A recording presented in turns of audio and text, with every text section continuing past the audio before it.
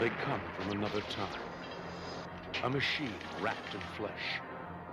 A soldier from a distant war. Both after a woman who holds the key to the future. One wants to kill her. The other must protect her. I'm here to help you. You've been targeted for termination. The Terminator. Your future is in his hands. The Terminator. Rated R. The #1 movie in the USA is now playing everywhere. They know its face. I'll be back. They know its mission.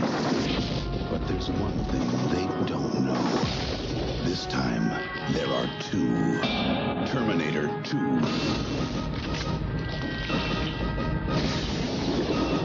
Hasta la vista, baby. Arnold Schwarzenegger. Terminator 2. Judgment Day. Rated R. Starts Wednesday, July 3rd at a theater near you.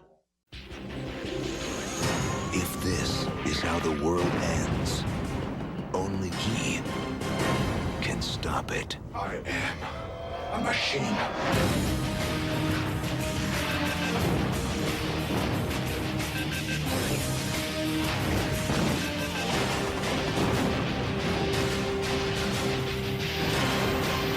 Terminator 3, Rise of the Machines. Rated R. Starts Wednesday, July 2nd.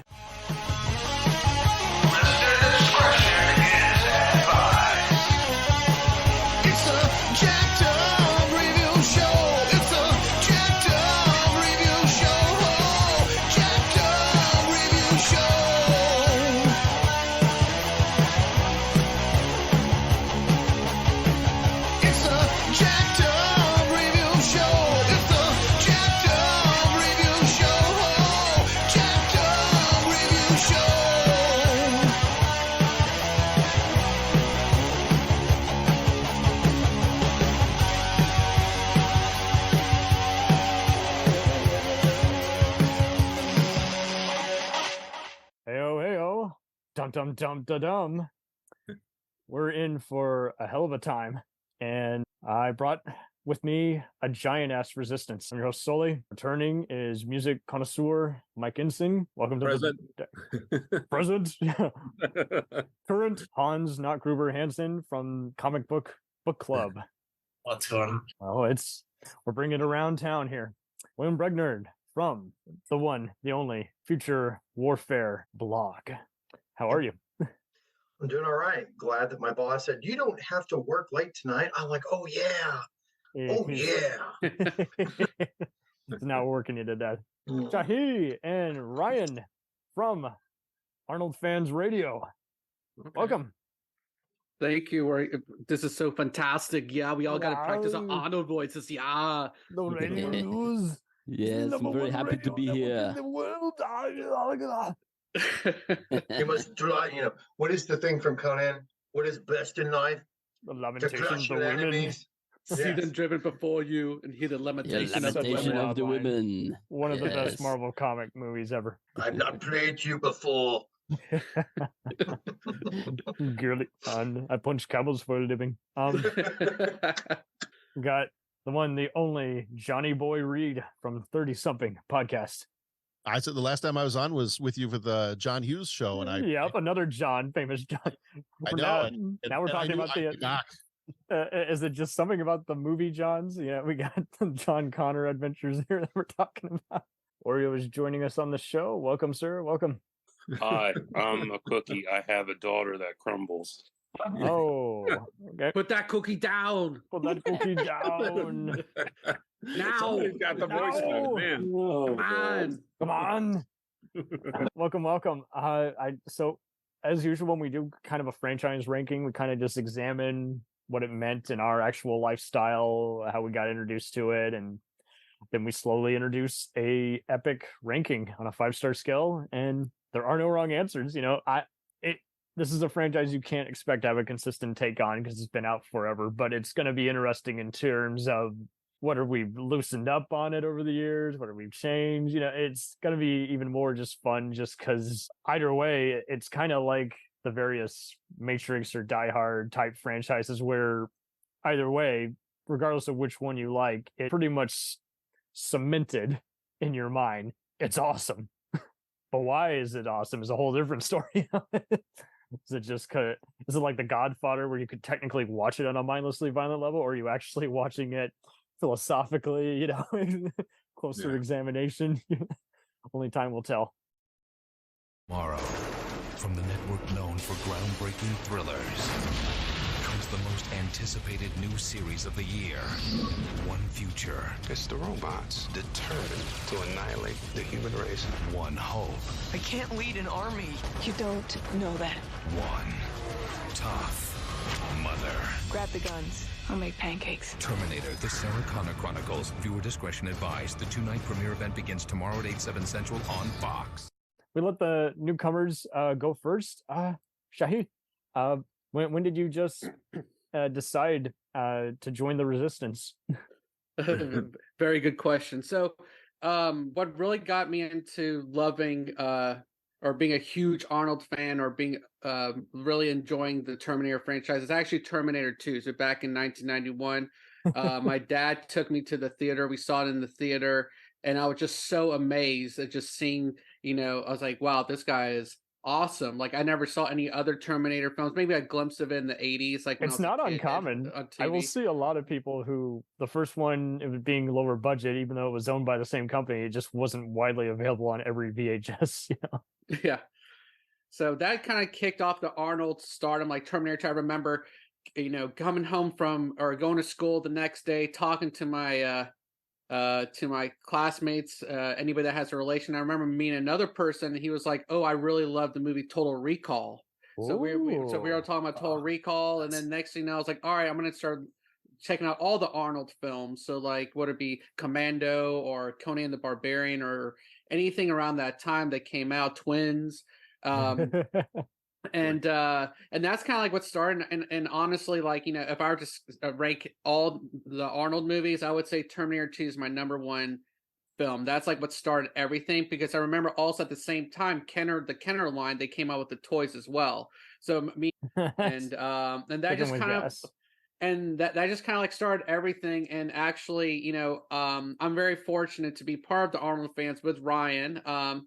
And I think probably like 7 or 8 years ago, I actually got to meet my idol, Arnold Schwarzenegger, at Columbus, Ohio, after school All-Stars charity event, but also it's the Arnold Classic. So that's kind of what started with everything. And even to this day, it's so awesome that T2 is always brought into modern times. Like, I mean, me and Ryan, we both own they brought out the T2 3/4 scale arcade.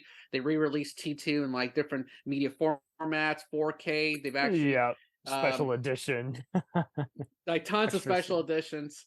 And and I just remember, like, even like when they did the last one, they edited Peter Kent. He's the stunt double of Arnold. They pulled a Godfather. They edit out all the movie mistakes because you can tell they've read them and they're not amused. They're like, we're going to remove all that stuff people have complained about for years. Rewatches. Video games like I have an NES, Game Boy, and then just other Terminator, like Terminator Resistance for like PlayStation, and a lot of other games that have come out. But I feel like I have a 4-year-old son, and he calls Arnold with a G at the end. Arnold. So he'll say like Borg. like Borg. Arnold Borg. So he'll say like I've been teaching him, like, remember to say "Hasta la vista, baby," or "I'll be back." So like there's like all those little things. So, and my wife's a Stallone fan. So just imagine a Stallone fan and already got a rivalry. Arnold fan. Exactly. So I'm making sure my son is going towards the right direction with being an Arnold fan. So sweet. So Ryan, as one of the founders of Arnold Fans Radio, did you feel like you could commit to it? And was Terminator even your first Arnold's franchise you got into? Yes, it's Terminator. My story is similar to Shahi's, in that I was a fan of Arnold before T2. Like I couldn't watch, like all of his movies because it was like middle school when T2 came out for me.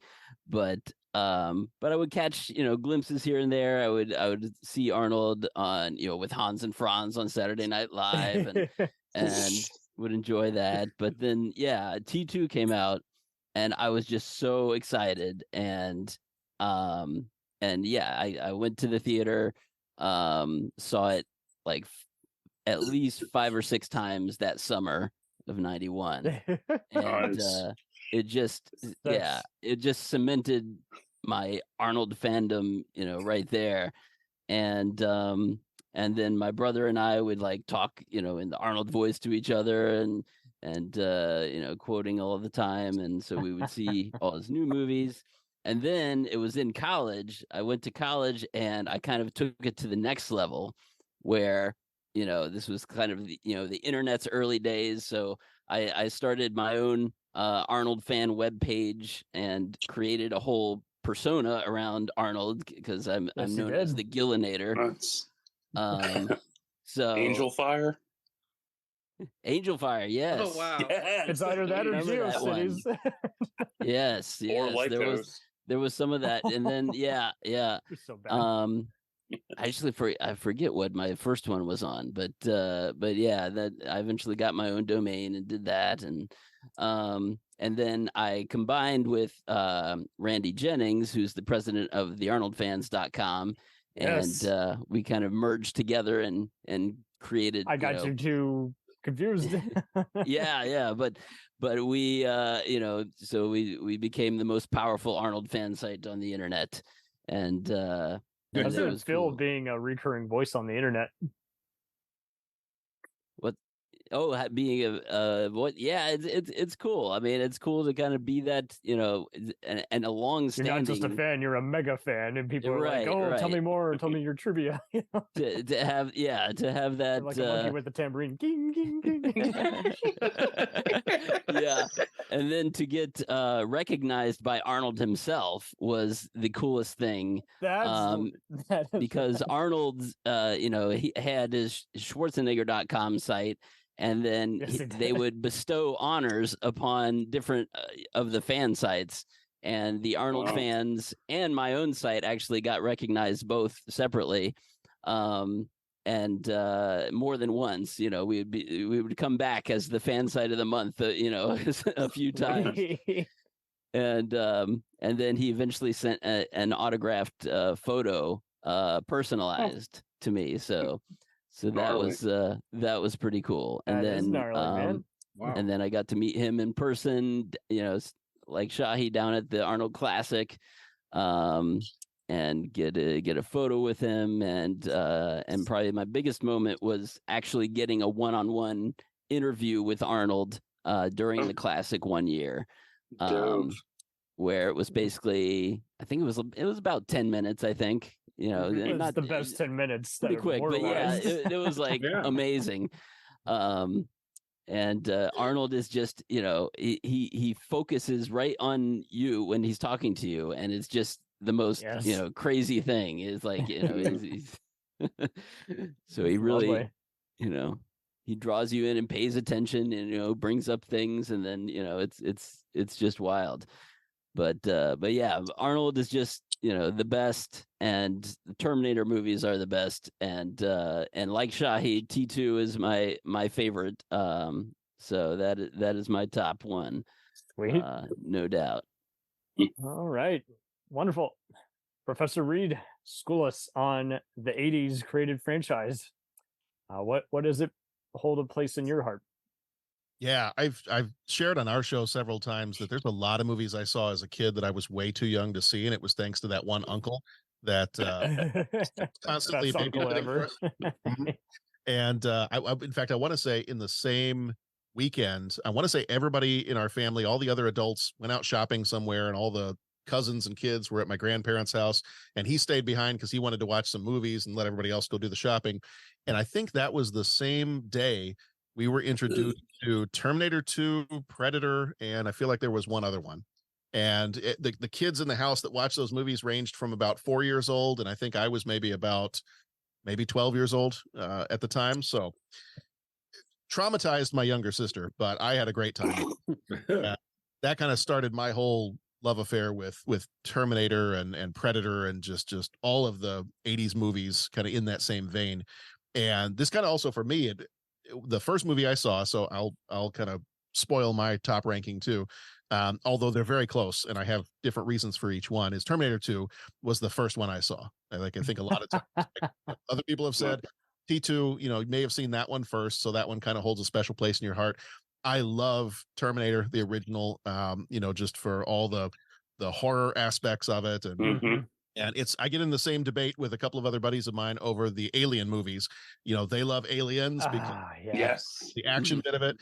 I saw Alien first, and so that's my favorite between the two. I still love Aliens; it's a great action sci-fi movie, but Alien, I lean a little bit more towards the horror sometimes. So that's why this one's tough for me too, because I look at 1 and 2 and I'm like, they're different genres, so I have a hard time pitting the two against each other. But right, they both got sci-fi, but one is again more terrifying, one is more actiony. So it's just like, yeah. So my whole kind of history with the franchise is it was also, as a kid, when I saw T2, I was hooked, and that got me hooked on all the concept of time travel and alternate realities and all that different stuff. So I just started consuming everything I could find related to that. That was probably T2 was the first movie novelization I ever read. Really?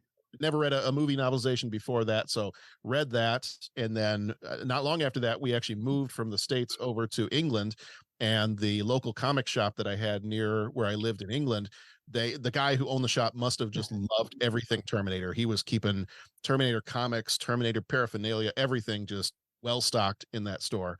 Nice. Yes. So I have my comic collection is about 10 feet away over here, and there are a bunch of comics in there. So I have a strong love for pretty much everything Terminator. Dynamite. Speaking of which, I think Dynamite Comics even published a few. All right, so William, our number one cyberpunk-aholic. Where does James Cameron's crafted cinema expo mean to you?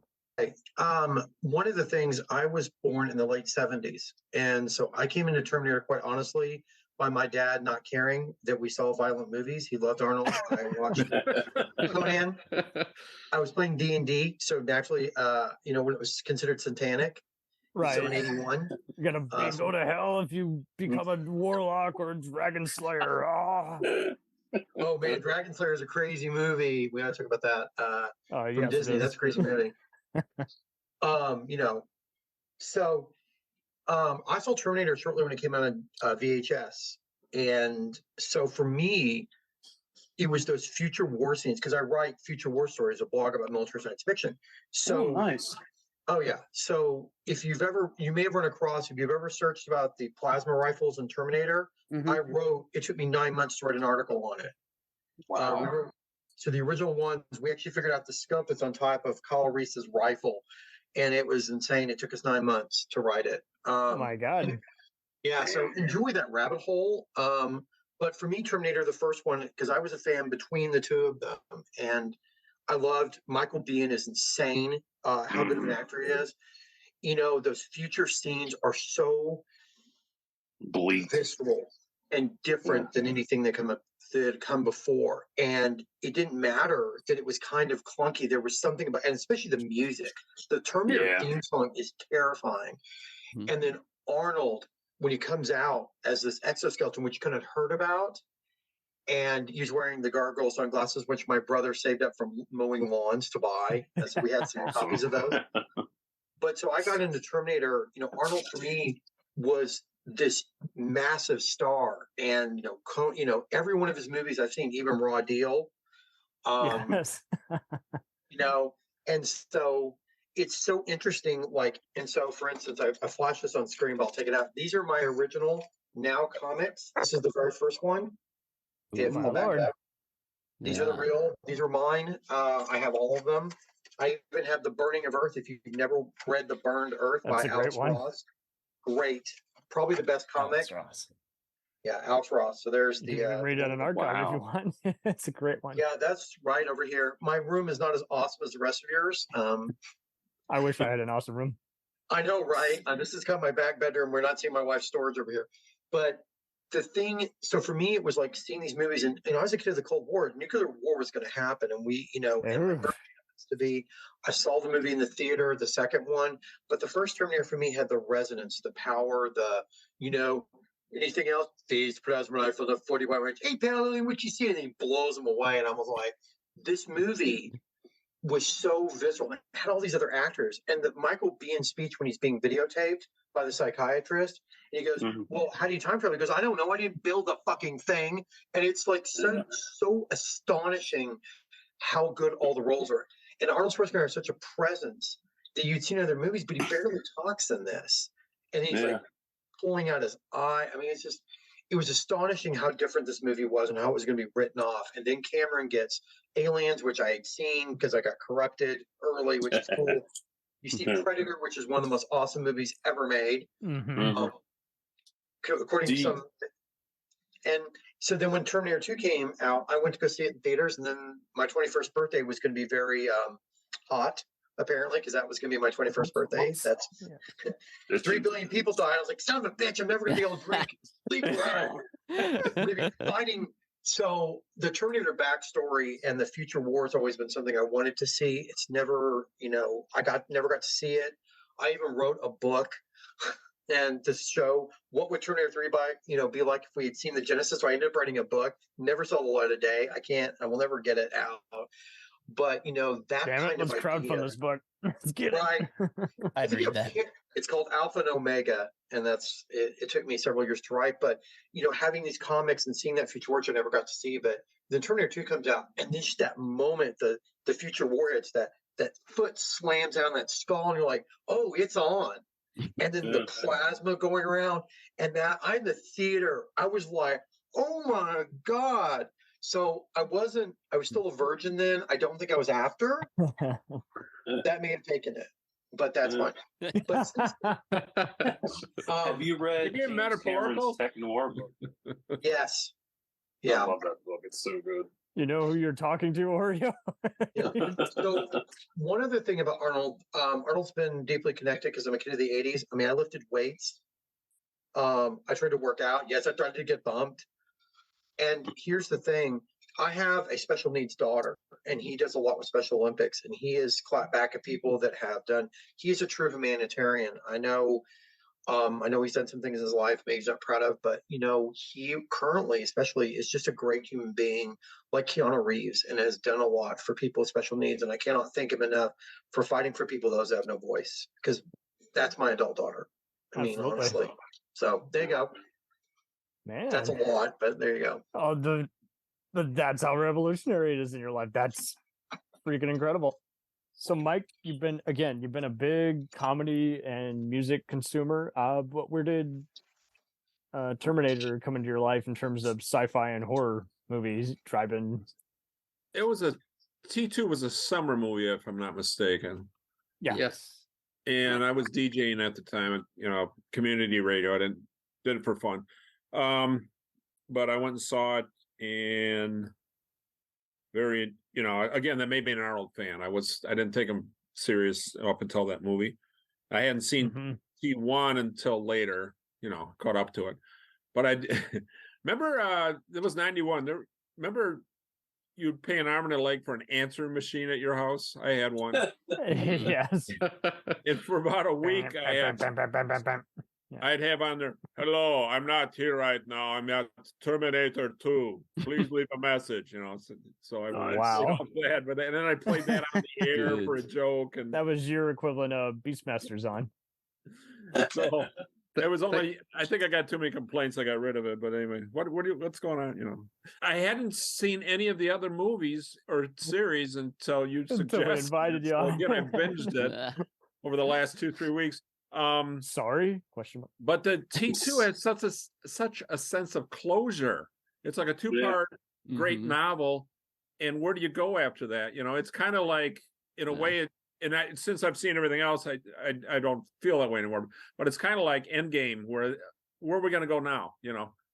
But watching the rest of them, they're good enough to keep going. And I don't know if they're planning to make more, but nope, that was the final one, and they've Oh, Dark Fate. To add to your point, they did finally release a DVD and Blu-ray pack of all 6 movies, which was so unheard of. I was like, "There's never going to be a multi-pack of that." It's owned by Lionsgate, MGM, and Sony and Warner Brothers and Paramount. I'm like, "Whoop! Correct me if I'm wrong." I just saw it the other day there at Walmart. I work part-time in a library, so it was a big help. We have a Hoopla app, which I was able to. You're the one who gets all those that. PBS programs Yeah. when no one picks them up and they got to throw them out, so to speak. You're like, "I'll throw them into my car." Been doing that with some Swedish dramas lately. Anyway, that's great. But yeah, I was telling you too, Cameron, that second movie has such an emotional Different Cameron. impact. Yeah, it's got a great ending. So Totally. All right, Hans. Oh man. Yeah. Man, well, you mentioned the comic book show. How you doing, Hans? Yeah, I also do Action Movie Book Club, which is all about action movies. Yes, so you love them. So Well- yeah, that's one. I mean, that's my favorite genre. Where do these movies rank? Well, the action what got stuff? me into Arnold was Commando. Nice. I love Commando. I stand by that. That's the greatest action movie of all time. It's not Who my can argue? favorite, but it's just perfect. It's got the one-liner. It's got everything. It's body. I did notice that Cam, your last name is Sully, and Sully is a character in Commando. Yes, Sully. Remember, I called you until he last. I lied. He lied. He likes monsters. Okay. I would love to be killed by Arnold. That would. It's either that or Okay. Dolph Lundgren. Please kill me on screen. That would be. Kill me, freaking I'm honored. here. You don't have to credit me as stunts. I just want you to punch my face in and you add CGI gore after the fact. Just something awesome. Just something. So no, wonderful. Oreo, what is it about cyborgs going back in time to assassinate people that's very cinematic? Oh man. It's what makes it so fascinating is that you get to see what happens in the future, and then you go back to the past and you're retracing the steps of how it all came to be. And with my introduction to Terminator was the first film, and then I watched T2. And T2 is always going to be the test of time film because, one, it's the quintessential summer blockbuster. Right. It set records for a lot of things. It also set the precedent and milestone touchstone for future blockbusters to try to hit that accolade for. Yes. And it's one of James Cameron's best films because when you look at Cameron's career, he didn't get sucked into doing other franchises. He stuck with what he knew best. And I love that when I was reading Tech Noir and how his career is so small and yet it's so big because he brought together so many different actors for different films. He spent decades bringing other masterpieces to life. And Terminator, like, he's not afraid to go outside of the box. That's what really sets him apart from everybody else. Everybody else stays in a box. He goes outside the box. I love that. In Terminator itself, you really get a whole new perspective of how, technology is great and everything, but it can also turn against you in the blink of an eye. And it's all about, you can have somebody you have Dyson who's like, oh, yeah, I'm going to do this because, I'm trying to help technology get far ahead in time. And so we can be more helpful and not have to rely on each other as much. And then it turns into a complete clusterfuck because it becomes self-aware and realizes that, yeah, humans are really bad people. I mean, literally, you could say War Games is a prequel to Terminator. Yes, you could. Right. Yeah. I mean, you really could say that. You could really look at it and you could even ask James Cameron if that was, an inspiration for it. And he would probably say, yeah, maybe. But you never really know. No. But it really does feel like that sometimes. And as for my favorite Terminator, I like Salvation, the director's cut, more. But I love T2, but I like Salvation more because it's a lot deeper. Oh, that's the fun part of it. We're gonna get into all these movies, and even the ones we don't like, we're gonna at least like maybe some element of it, Yeah, and the comic crossovers, they're even more fun. Yeah, That's pretty much where I come in here. I mean, I'm pretty much on most of you guys the same boat wagon. I was always, from the age of 9, just into visual storytelling. So I had already seen all the Star Wars, Star Treks, especially by age 13. And I just always wanted to see these movies that critically acclaimed or, beridden. I wanted to see why they captivated audiences any way I could. My blockbuster sucked, so I had to really search out for it. And more importantly, if anything, this franchise, commonly they would show them on the first 2 on USA Network all the time. So I got caught up instantly after wanting to see them for a while. But more importantly, seeing those in Jurassic Park not only made me just more open to movies that kind of like before Tarantino was doing it, where you mix different genres together, action, adventure, terror, sci-fi, and other kinds of mystery kind of to it in a way. But mainly it made me a Stan Winston fan for life.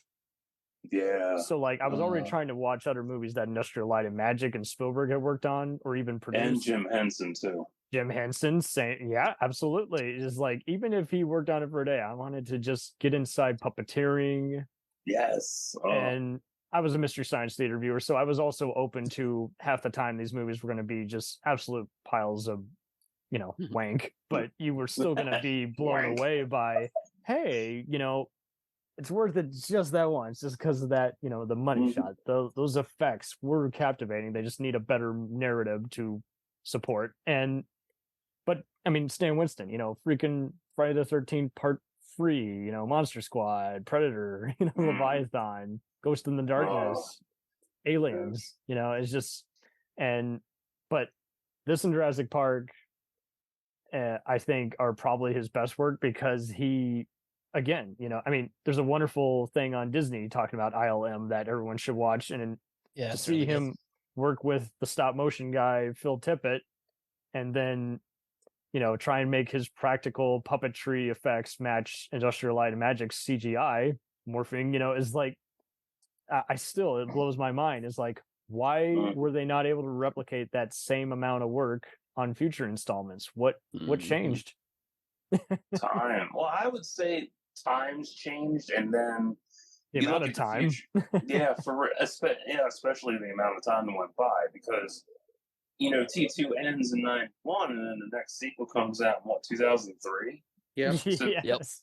So that's a long time, and by then Arnold has shrunk down his roles from being like, oh, I'm the Terminator, then to more family oriented stuff. So he's still buff, but he's not as actiony as he used to be. Yeah.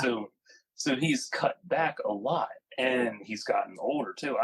You talked about that with, I think, Stallone and a couple other action stars as well, and how age has really hit them. I mean, I feel bad for Bruce Willis. Like, he can't do shit now.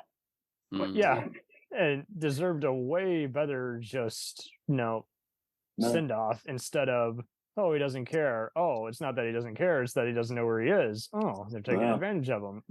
I did like him in Surrogates, so that was a good flick. Yeah, even by the T3 director. But in retirement, I was devastated.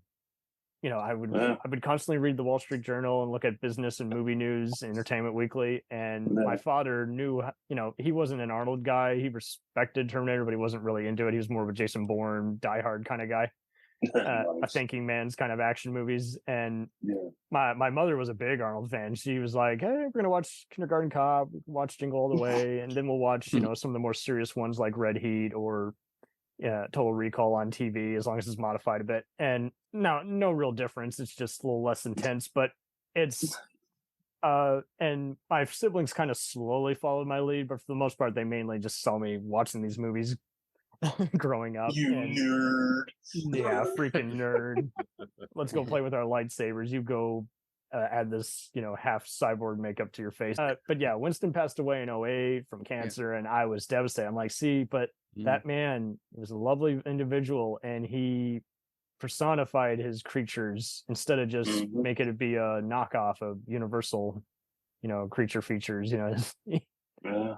And I that's where I was just like, yeah, I don't think effects are going to get much better. Yeah, because that's 2003, and it's literally the golden age of CGI. So now everything is more computer based versus practical. Even though there are some that are still practical, there's more CGI pushed to it. And it's really difficult because you want more practicality, and at least see them be in the same room instead of looking like they're talking to a teleprompter, you know? Yeah, for real. Like I remember when The Princess and the Frog came out, and everybody was like, "Oh wow, Disney's back to 2D animation again, hooray!" And then the next film was CGI shit, and I'm like, "Oh fuck." Oops. I was like, finally, they brought back the Renaissance era. And then they go back to the fucking computer. Like, God damn it. Absolutely. I'm with you all. Yeah, we've seen all the stories, how Cyberdyne was even in an original draft of the Alien script, but omitted for copyright, reasons. And the comics are just so illustrative, no pun intended. And Brad Fidel's score is definitely very creepy at night. And like you guys say, it's such a big franchise. There's always kind of something we do that's individually linked to it once in a while. And you want to talk GeoCities? I did read the RoboCop versus the Terminator comic. I love that fucking thing. That one of those might be on my list. That is one of the darkest arcs I've ever read in a crossover. It would be good as a film, but they would totally fuck it up. Oh, totally. It was a perfect example of, I just read it and was like, see, I want this to be a movie, but I'm just glad it had its moment in the sun. Comics based on movies or video games, even for that matter, don't have to be bad. But it would just open up my mind. It was a video game. It was a video game, but it just blew my mind how when we saw all these other tie-in licenses, it was just like when you would buy a soundtrack to a movie and you're like, skip, tracks 5 through 10.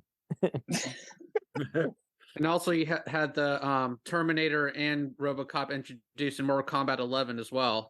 And that's my dude. Yes, that was cool shit.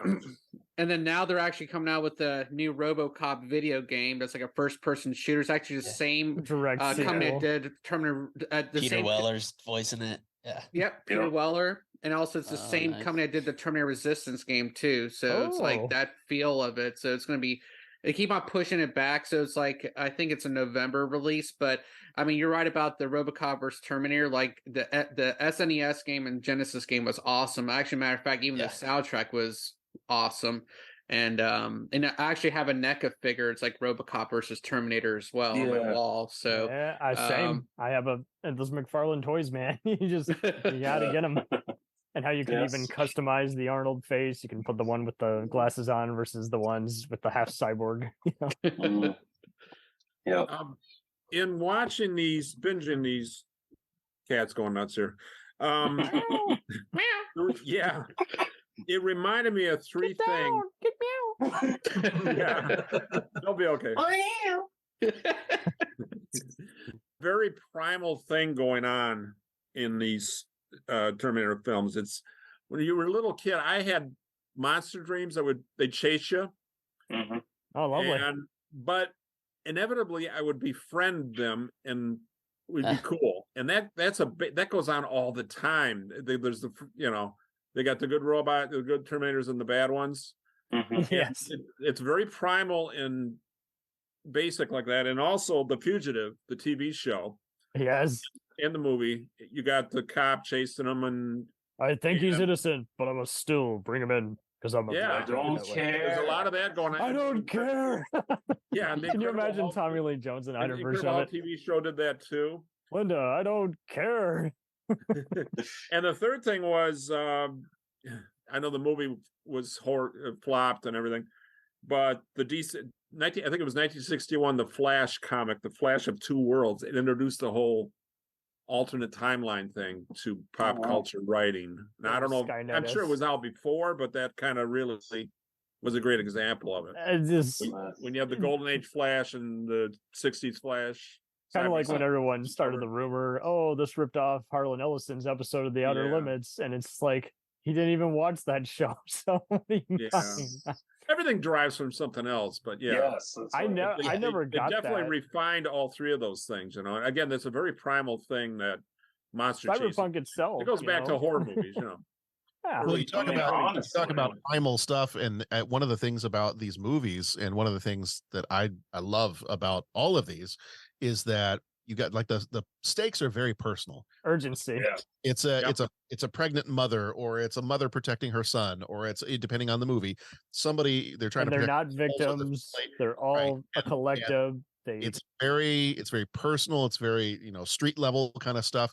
But then lurking in the background is, if that pregnant mother dies, or if that boy dies, or whatever, humanity's over. Like, I mean, so not only have you got the very personal stakes, but like that lurking, creeping feeling in the back that just is anxiety inducing is, oh God, if any of these people die, we're kind of all done for. It's a cinematic video game. Level, big boss, showdown. And I would kind of get that way when even doing just any kind of video game where you got to protect a witness or something, and of course somehow sloppy AI would shoot it in the background. You're like, what? Didn't even touch him. Escort missions always suck. Yeah, Well, it's like the stormtroopers in Star Wars. It's absolutely it's stormtrooper logic mixed in with Leroy Jenkins type AI, and you're just like, nope, no. There is one thing. Cheat code activate. The Sarah Connor Chronicles, the TV show, but I hate this technique that they use a lot. I call it the best defense writing technique, where Eddie Murphy movie, where they do flashbacks and go back and and what you wind up with is a bunch of fragments of storyline, and you always got to keep track of where we are now, and it gets overused a lot. I like that a couple times, not that much in the series, but in Best Defense, that's they keep showing how they develop the tank, and at the end the tank works. It's that idea, 6 months or 2 hours before, 2 hours, I get a little tired of that. Arrow did it a lot the first season. Or throughout. I mean, that can get distracting after a while. Yeah, and it can be done well, but it's hard to pull off. Yeah, but if you watch it the first time, you're like, oh, this is so fucking distracting. I can't think straight. And then you sound like Christian Bale there. It's fucking distracting. Well, let me tell you about my favorite band. They have a great album out too. But like it's distracting the first time, but then when you rewatch it after a while, you're like, wow, this is really good detailing, and they're showing you point A to point E, and then the blanks in between. It's a lot to absorb on first viewing. And again, I binge watch, so if I go back and watch, I'll probably enjoy it more. So, with about that said and done, it's time to lock and load and rank. We are outnumbered by machines. If you're listening to this, you are the Resistance. You have no idea how important you are. Join us. This war ends tonight. This is John Connor.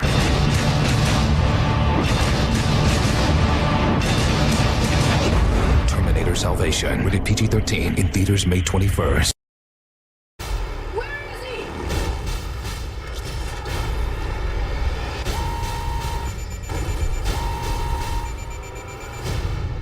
Waiting for you. Terminator Genesis, rated PG-13. Evening. Please lock your weapon. Expect a big ping, brother. The whole body's a weapon. Sorry.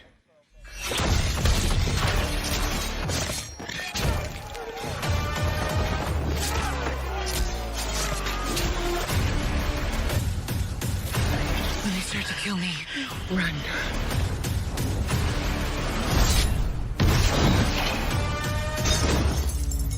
What the fuck is that? I don't know. My name is Sarah Connor. I hunt Terminators. He's the most lethal Terminator ever created.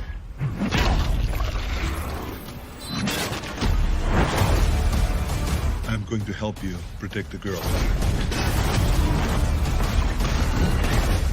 So you're Carl. That's what everyone calls me, yes. I'm never gonna fucking call you Carl.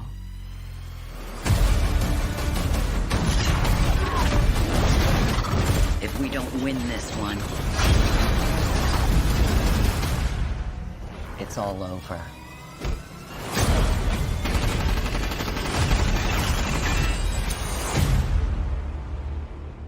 They're all trash. I like Demolition Man. Whoa! Wait a minute. Right. I liked it better when it was called Escape from New York or Mad Max. Yeah, this fucking hack. Who made this movie? I thought he said I like Best Defense. In your defense, no, it's all good. It is Eddie Murphy, to be fair. I'll take mediocre Eddie Murphy over no Eddie Murphy at all, I guess. Eddie Murphy as the Terminator. Better than the OJ casting. OJ, right? Yeah, It's so complex. The whole making of this animal, this beast, this robot creature. His very last line in the last movie was just wow. It was a great finish for him. Emotional. Great final line. Yeah, very, very emotional. It wasn't a stinker, but it was a sinker. Okay, too soon. I know. Well, you didn't like 6? No, I did. I'm just saying all robot lives matter. Unless they try to kill you. I always thought it was. And the biggest thing with Terminator is that you have to thank Isaac Asimov for this too.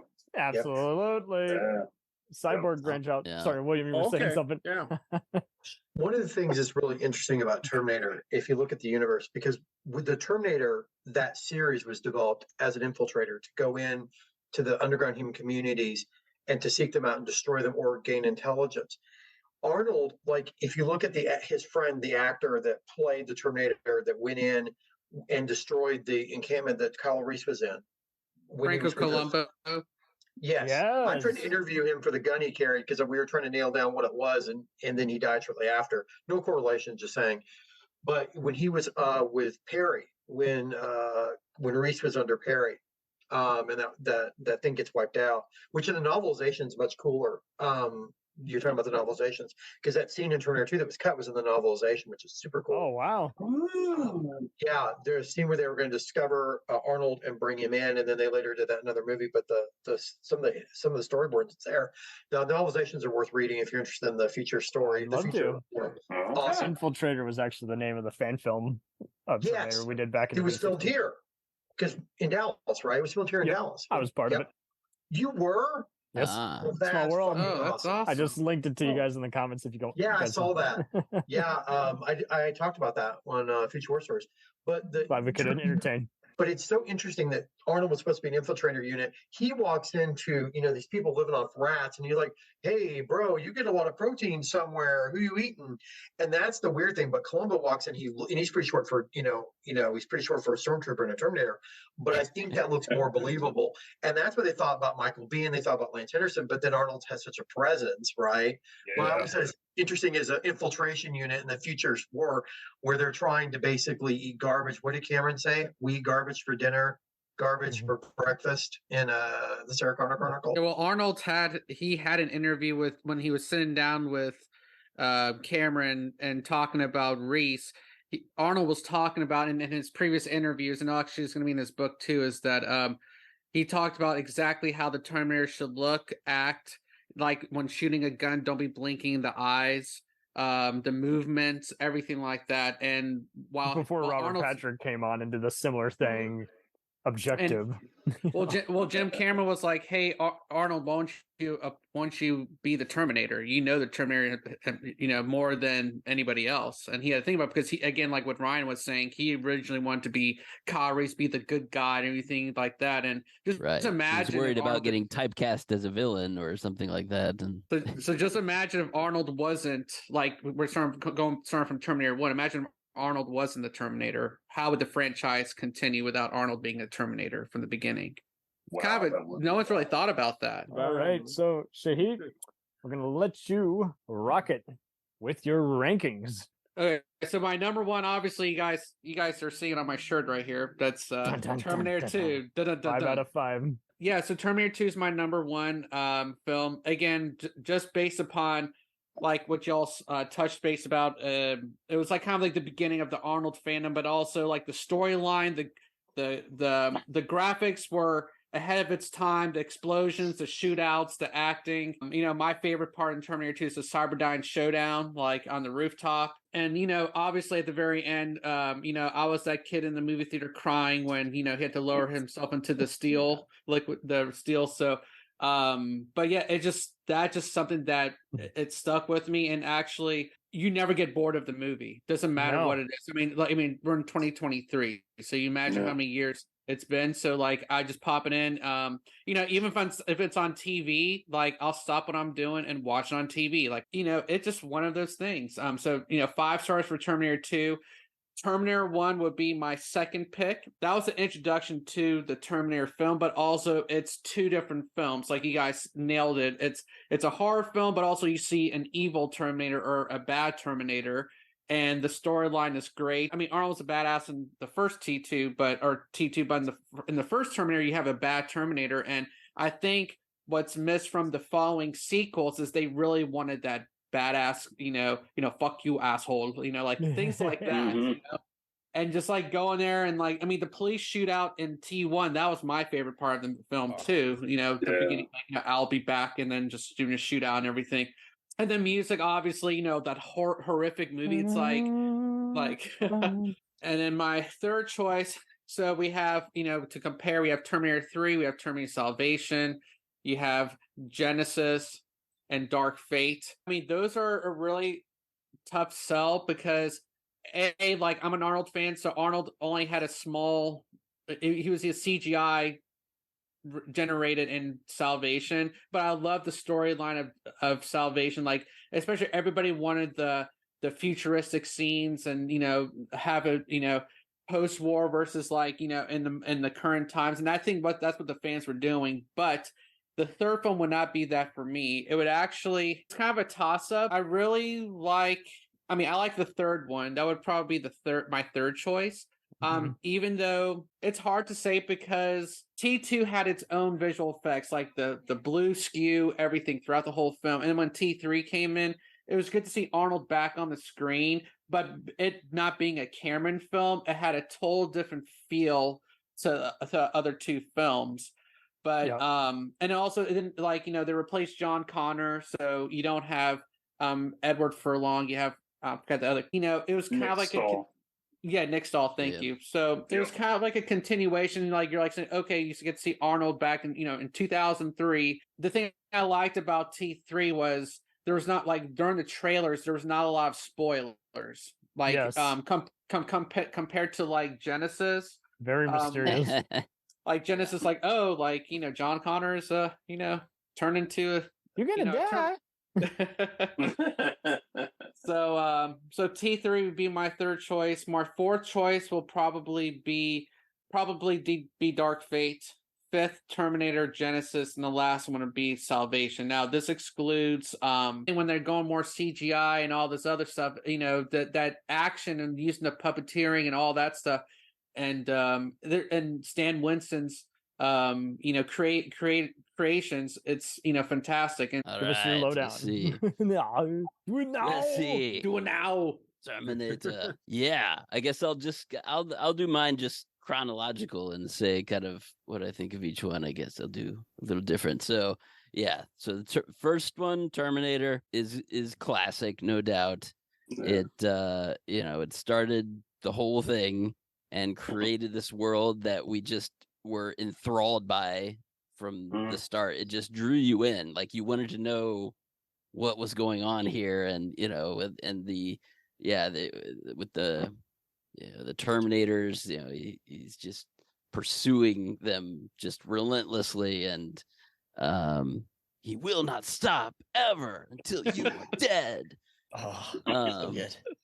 Yeah, so much good stuff in there, and the darkness, the grittiness, and Linda Hamilton as Sarah Connor does an amazing job at starting out this just innocent. The best scene that they use her in is the one where they're removing the chip, the one that's in the special edition, the read only of T2, and I love that eyes only on the Blu-ray. Get it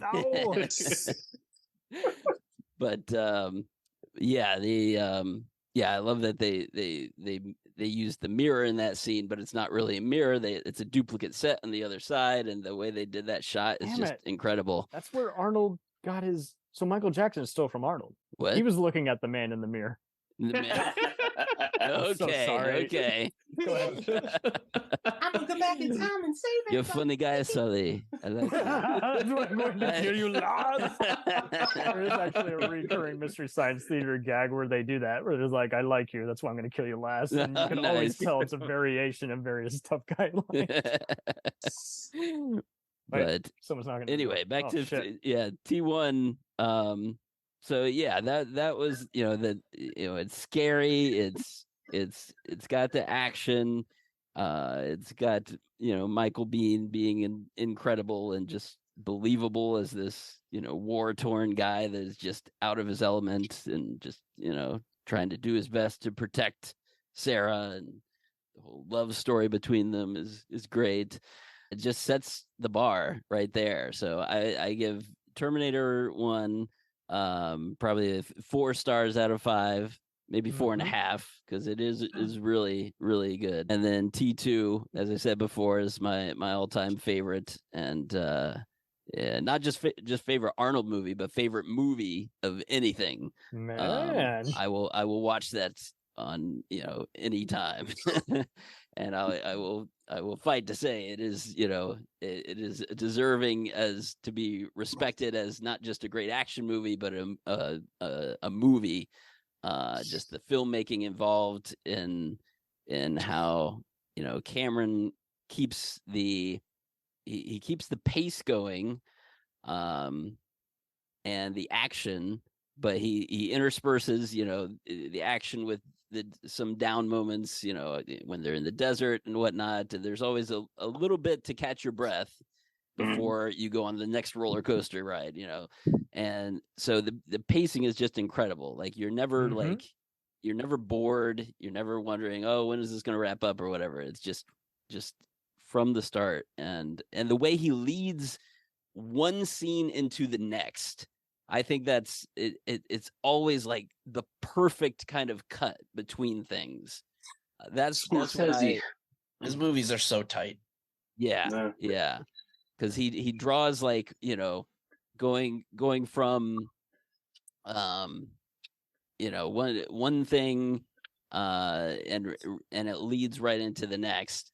The Terminator, like when Robert Patrick pulls up. Or I'm thinking of I think that's in the first one where the car pulls up and it crushes the little toy truck.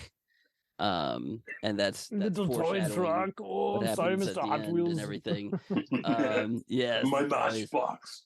But there's all these little things and hints, and there's a whole crushing motif in the Terminator movies that I've always caught on to. It's like the foot's crushing the skull at the the beginning of T2, and the little toys getting crushed, and of course in first Terminator he gets crushed in a hydraulic press at the end, and there's all these things. So came the first PlayStation. It just amped up everything from the first movie and made it just more epic, better looking, but he kept the heart of what the first one started, which was the characters that you care about, and Sarah getting transformed into this hardened kind of soldier, and then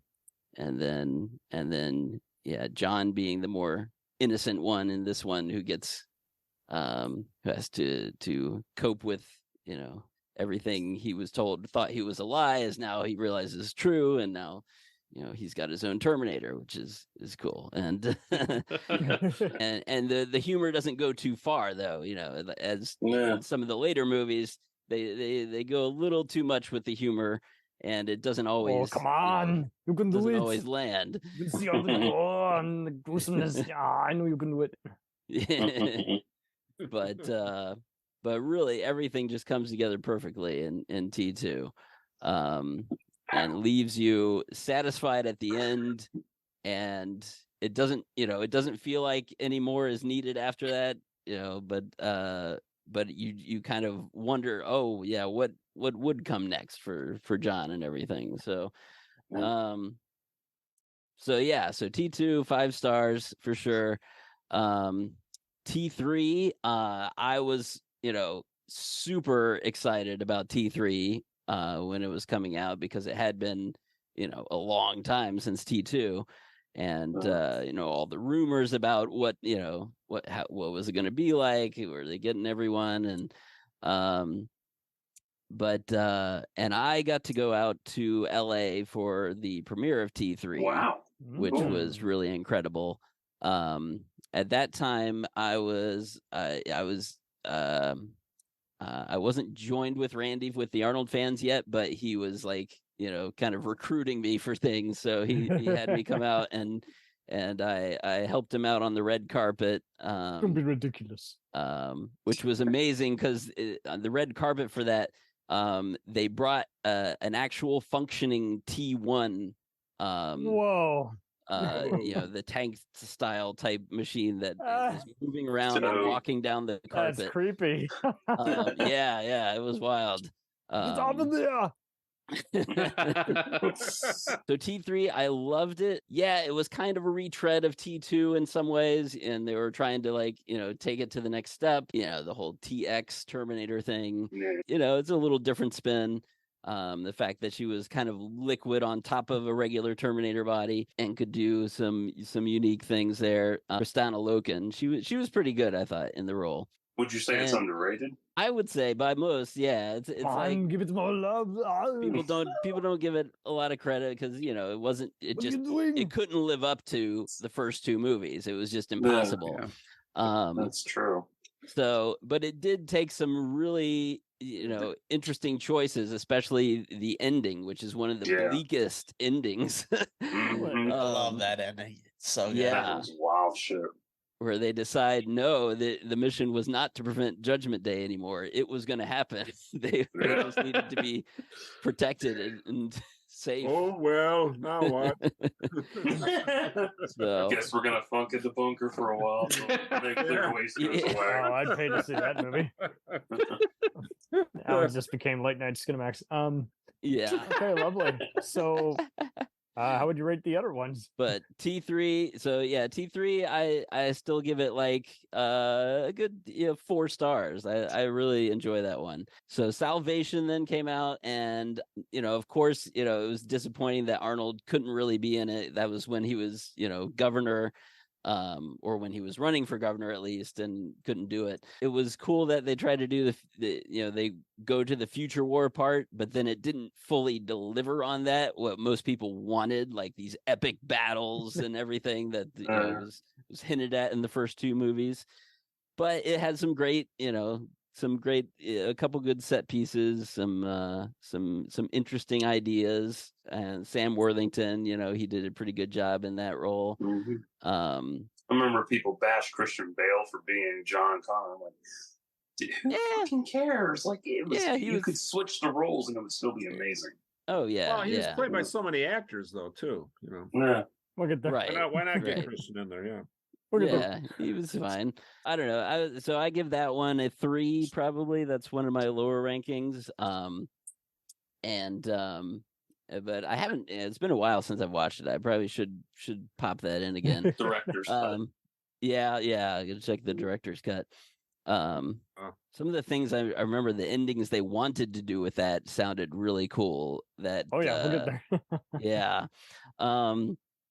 And then Terminator Genesis, of course, I'm excited as hell because Arnold's back. He's back in the Terminator. And while there are lots of problems with it, I don't think it's horrible. I think it's that they do. I like them going back and revisiting, T1 in that, and those opening scenes again. That was kind of cool. Making it PG-13 killed it. That's what it was. Yeah, PG-13. Yeah. That as soon as I heard that's what they were going, I'm like, no, you can't.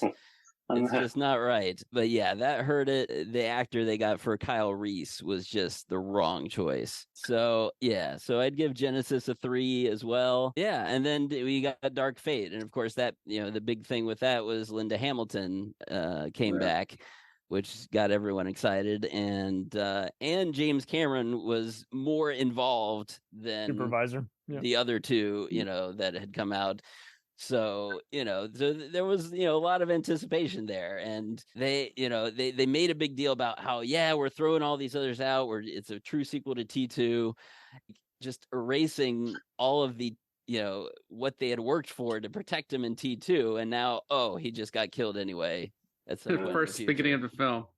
Yeah. Like, well, no more war.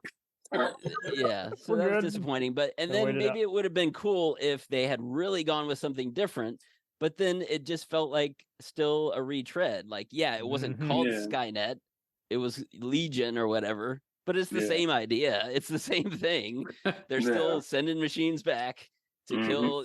Now this girl is going to be the leader or whatever instead of John. Yeah. So it's really not that different. True.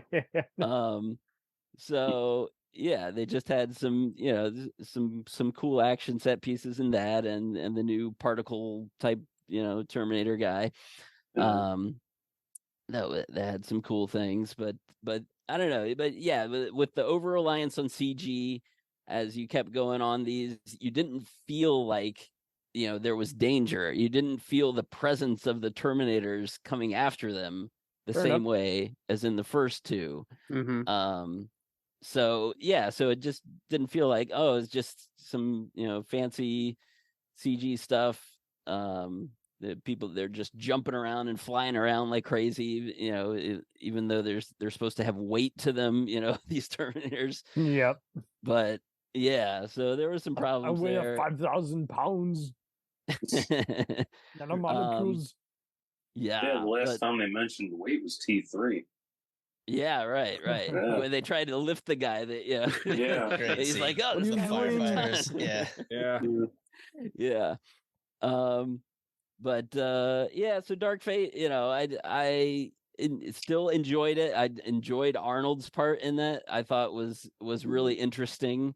In that he became more of a he developed his humanity more in after he didn't have a mission anymore and he just stuck around. So I thought those ideas were cool.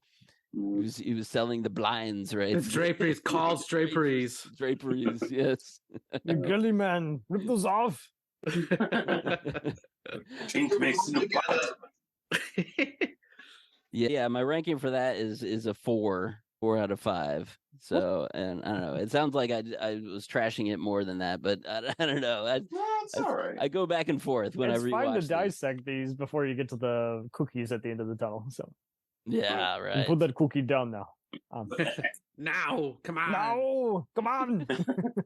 He's got a turbo man. He's got two.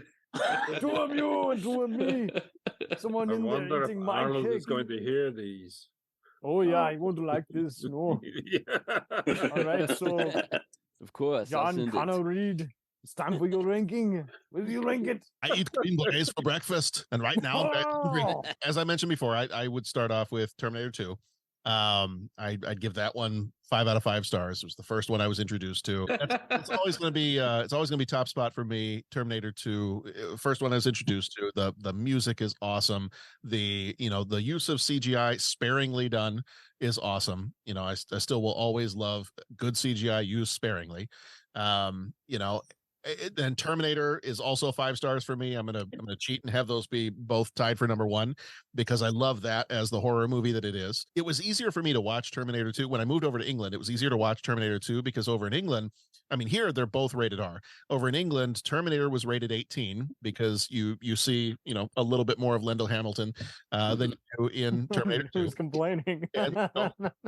And so that one in England is rated 18, whereas Terminator 2 was rated 15, and I was just close enough to 15 when I lived over there that we could rent the movie, we could if it came back out in theaters for something, we could go see it. So I was able to see Terminator 2 a whole lot more. Did they cut out the headbutt or knife play? Right. When I finally saw Terminator, I was like, Oh my god, this is awesome. Like this There's is boobs. this is yeah, that part too. But I mean, it's Terminator dark and gritty, and it was such a great horror movie. And so that's those two. I have a hard time ranking those two because they're both going to be number one for me, but I'd give each of them 5 stars. I'm going to throw in Sarah Connor Chronicles as one because I love that show. And you're not just Savage, you're Randy Savage. Yeah. I absolutely love that show because of all of the alternate universe stuff that it does, all the stuff that it does to kind of play to play lovingly with the characters and the other tropes that you get in the rest of the movies and just everything that show did. And I always love when you get an opportunity to do a TV show and you can develop the characters out much more than you can in an hour and a half to 2 hour movie. So I'm going to give Sarah Connor Chronicles. I'll give that one 4 stars. That'll be my next one on the list. Absolutely love that. And was devastated when I found out the way they ended the second season and then found out it wasn't coming back for a third. It's like you can't do that. Absolutely can't do that. That's terrible. I'm going to break a little bit, and I really, really enjoyed Terminator Salvation. And why I put that one so high is because after watching Terminator and Terminator 2, I'm sitting there, especially as a kid, going, man, I want to see more of the future. Like I love these scenes in the future. I want to see more of the future. And then, I won't say yet where Terminator 3 goes, but when Terminator 3 came out, I was like, it feels more of the same to me. It's not, I want something new. If you're going to keep making Terminator movies, it's got to be something different. And we've already done present day. We've already done that stuff. Let's jump ahead to the future. I want to see what the future looks like when, show me the scenes in detail that we got to see, like in Terminator 2. Show me the resistance. Show me how that stuff gets built up. In the novelization, I mean, there's several times in the novelization you get that. And I was like, I would love to see this on screen. So that is probably the biggest reason why I will throw Salvation in as my next one, because I liked how it was faithful to the rest of the franchise, and it was doing something different. And I think that's why some of the ones I'm going to rank a little lower than Salvation, to me, in just my opinion, I felt like they were retreading some of the same material. They weren't really doing anything different. I still enjoy them. Like I'll watch them repeatedly. Yeah. They didn't feel different to me. And I wanted something different from that I didn't get. So, do you guys know about the much darker ending that Salvation was supposed to have had? No. For those who didn't know, that was back in the days of the internet, guys, when we're still using dial-up, the ending got spoiled by fans. And so since that had added to the production problems of the linked Christian Bale on set, they had to do damage control. There was already multiple rewrites, including Jonathan Nolan. Oh, it's a wonderful rant. I've played all the time. Good for you. Good. What a treasure life. Yeah, I remember that now. So, long story short, and the remixes of it. Professional. So long story short, Connor dies and Marcus has to assume his identity, become, live a lie by cloning the skin of him, and they decided, hey, this is not now that's the cat's out of the bag, we gotta do something else. Yeah. Oh my goodness. I'm like, that would have been cool as hell. That would have been a great ending, like to have that be, and if you're going to continue on and have a couple more movies after that, that would be a great way to continue on, do something different, and really mess with the fans. Actually, you get that ending in Across the Spider-Verse with Miguel O'Hara, a similar universe with his alternate self that died and he took over that life, and that universe ended. But yeah, so Salvation movie-wise, Salvation would be third on my list. And just I really enjoy that one. In fact, I rewatched watched the director's cut for the first time just about a week or so. Got my hands on that, had a chance to watch it, and just enjoy that movie so much. My next one, so Salvation, I give 4 stars too. Next one is going to be Dark Fate. I'm giving that one 3 stars, and I enjoyed this one. I enjoyed kind of the ways it messed with, it continued on as a sequel to T2. And I mean, that was shocking to kill John Connor just in the first moments of the movie, but then also to get Lyndall Hamilton back, to get Arnold back, to have a Terminator to have an evil Terminator that was frightening and intimidating again. And just some of the things they did a little bit differently with that one. Like I really did enjoy Dark Fate. So that one's going to get 3 stars on my list. Next one, I mean, this is a little bit of a weird one because it doesn't even have Terminator in the title. I don't know if you guys know about this one or not. This is a movie that's so focused on Kyle Reese's statement, it can't be bargained with, it can't be reasoned with, it doesn't feel pity, remorse, or fear, and it won't stop ever until you're dead. It was, and again, I don't know if you've heard of this one or not. I'm going to give it 3 stars. It's called It Follows, and it's the Gen Z Terminator as an STD remake. Wow. That's good. It's a really interesting Terminator movie. I see what you did there. Yeah, Right. It's really weird, but yeah, so It was filmed in Detroit, near where I live. Oh, nice. I'll throw that Detroit's in there coming for you as a dishonorable mention. I'm going to Detroit. Dishonorable mention. Yeah, let's get all the other Italian ripoffs too, like Terminator 2 and the other one from '88, or Lady Terminator. The other funny one, we did a bunch of Terminator jokes on one of our episodes of our show we did recently because we covered the movie Rising Sun. And oh my god. And in Rising Sun, Sean Connery's character's name is John. No, Connery. Sean Connery and Wesley Snipes. Yeah. Oh, okay. In Japan. Oh, a movie the and Sean audience Connery- liked, but Michael Crichton disowned because how dare you not take my notes?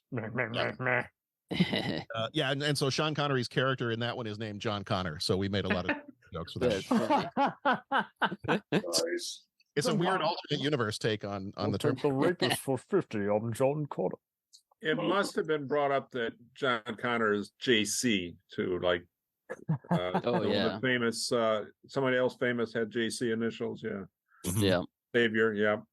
James Cameron. Yeah. Jesus Christ. I'm surprised they don't shout that more often in the movies. Oh, there you go. The Jesus Passion Christ. of the Christ really makes a good prequel to the Terminator saga. Just saying. I guarantee you, I can just about guarantee you the initials are the only reason Jai Courtney got cast. Oh, damn.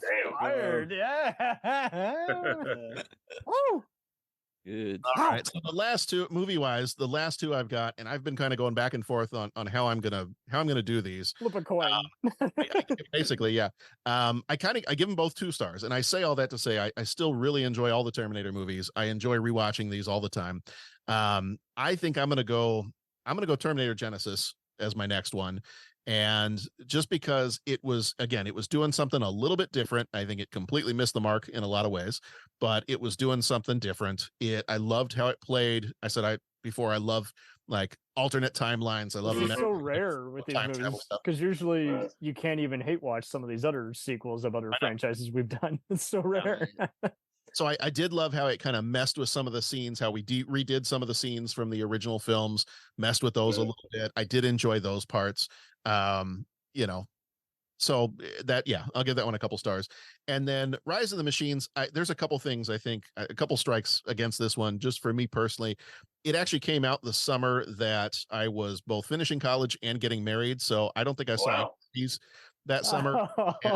So I didn't actually end up seeing this one for quite a while after it came out. Get a divorce. And then and then when I did finally see it, I had kind of like built it up in my mind. I'm like, oh man, it's another Terminator. It's just great. We've got 1 and 2 and now 3. I hear good things. I'm like, I heard good things. And then I saw it and was like, I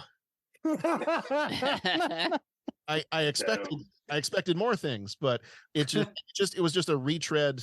And again, if I want to sit down and just watch it for the sake of having something on and watching it and enjoying a Terminator movie, sure, I'll watch it, but it's definitely not anywhere near the top of the bottom of the ranking for my Terminator movies. Still enjoy it, but I mean, there's some stuff. I do think the scene is really funny when they give Arnold the Southern accent. Oh, Sergeant Candy. Sergeant Candy. Which I actually see more that of was funny. in, video games, Unbelievable. believe it or not. Unbelievable. It took me out for a moment, and I was like, well, this is stupid and ridiculous. But did I laugh at it? Yes, I laughed at it. So, I mean, there was still some Rest fun. in peace, Sergeant Candy. So that's the movies for me. In terms of like the comics and video games, I loved one of my favorite comics of all time was RoboCop versus Terminator. Yes. I was I have one of those as a kid.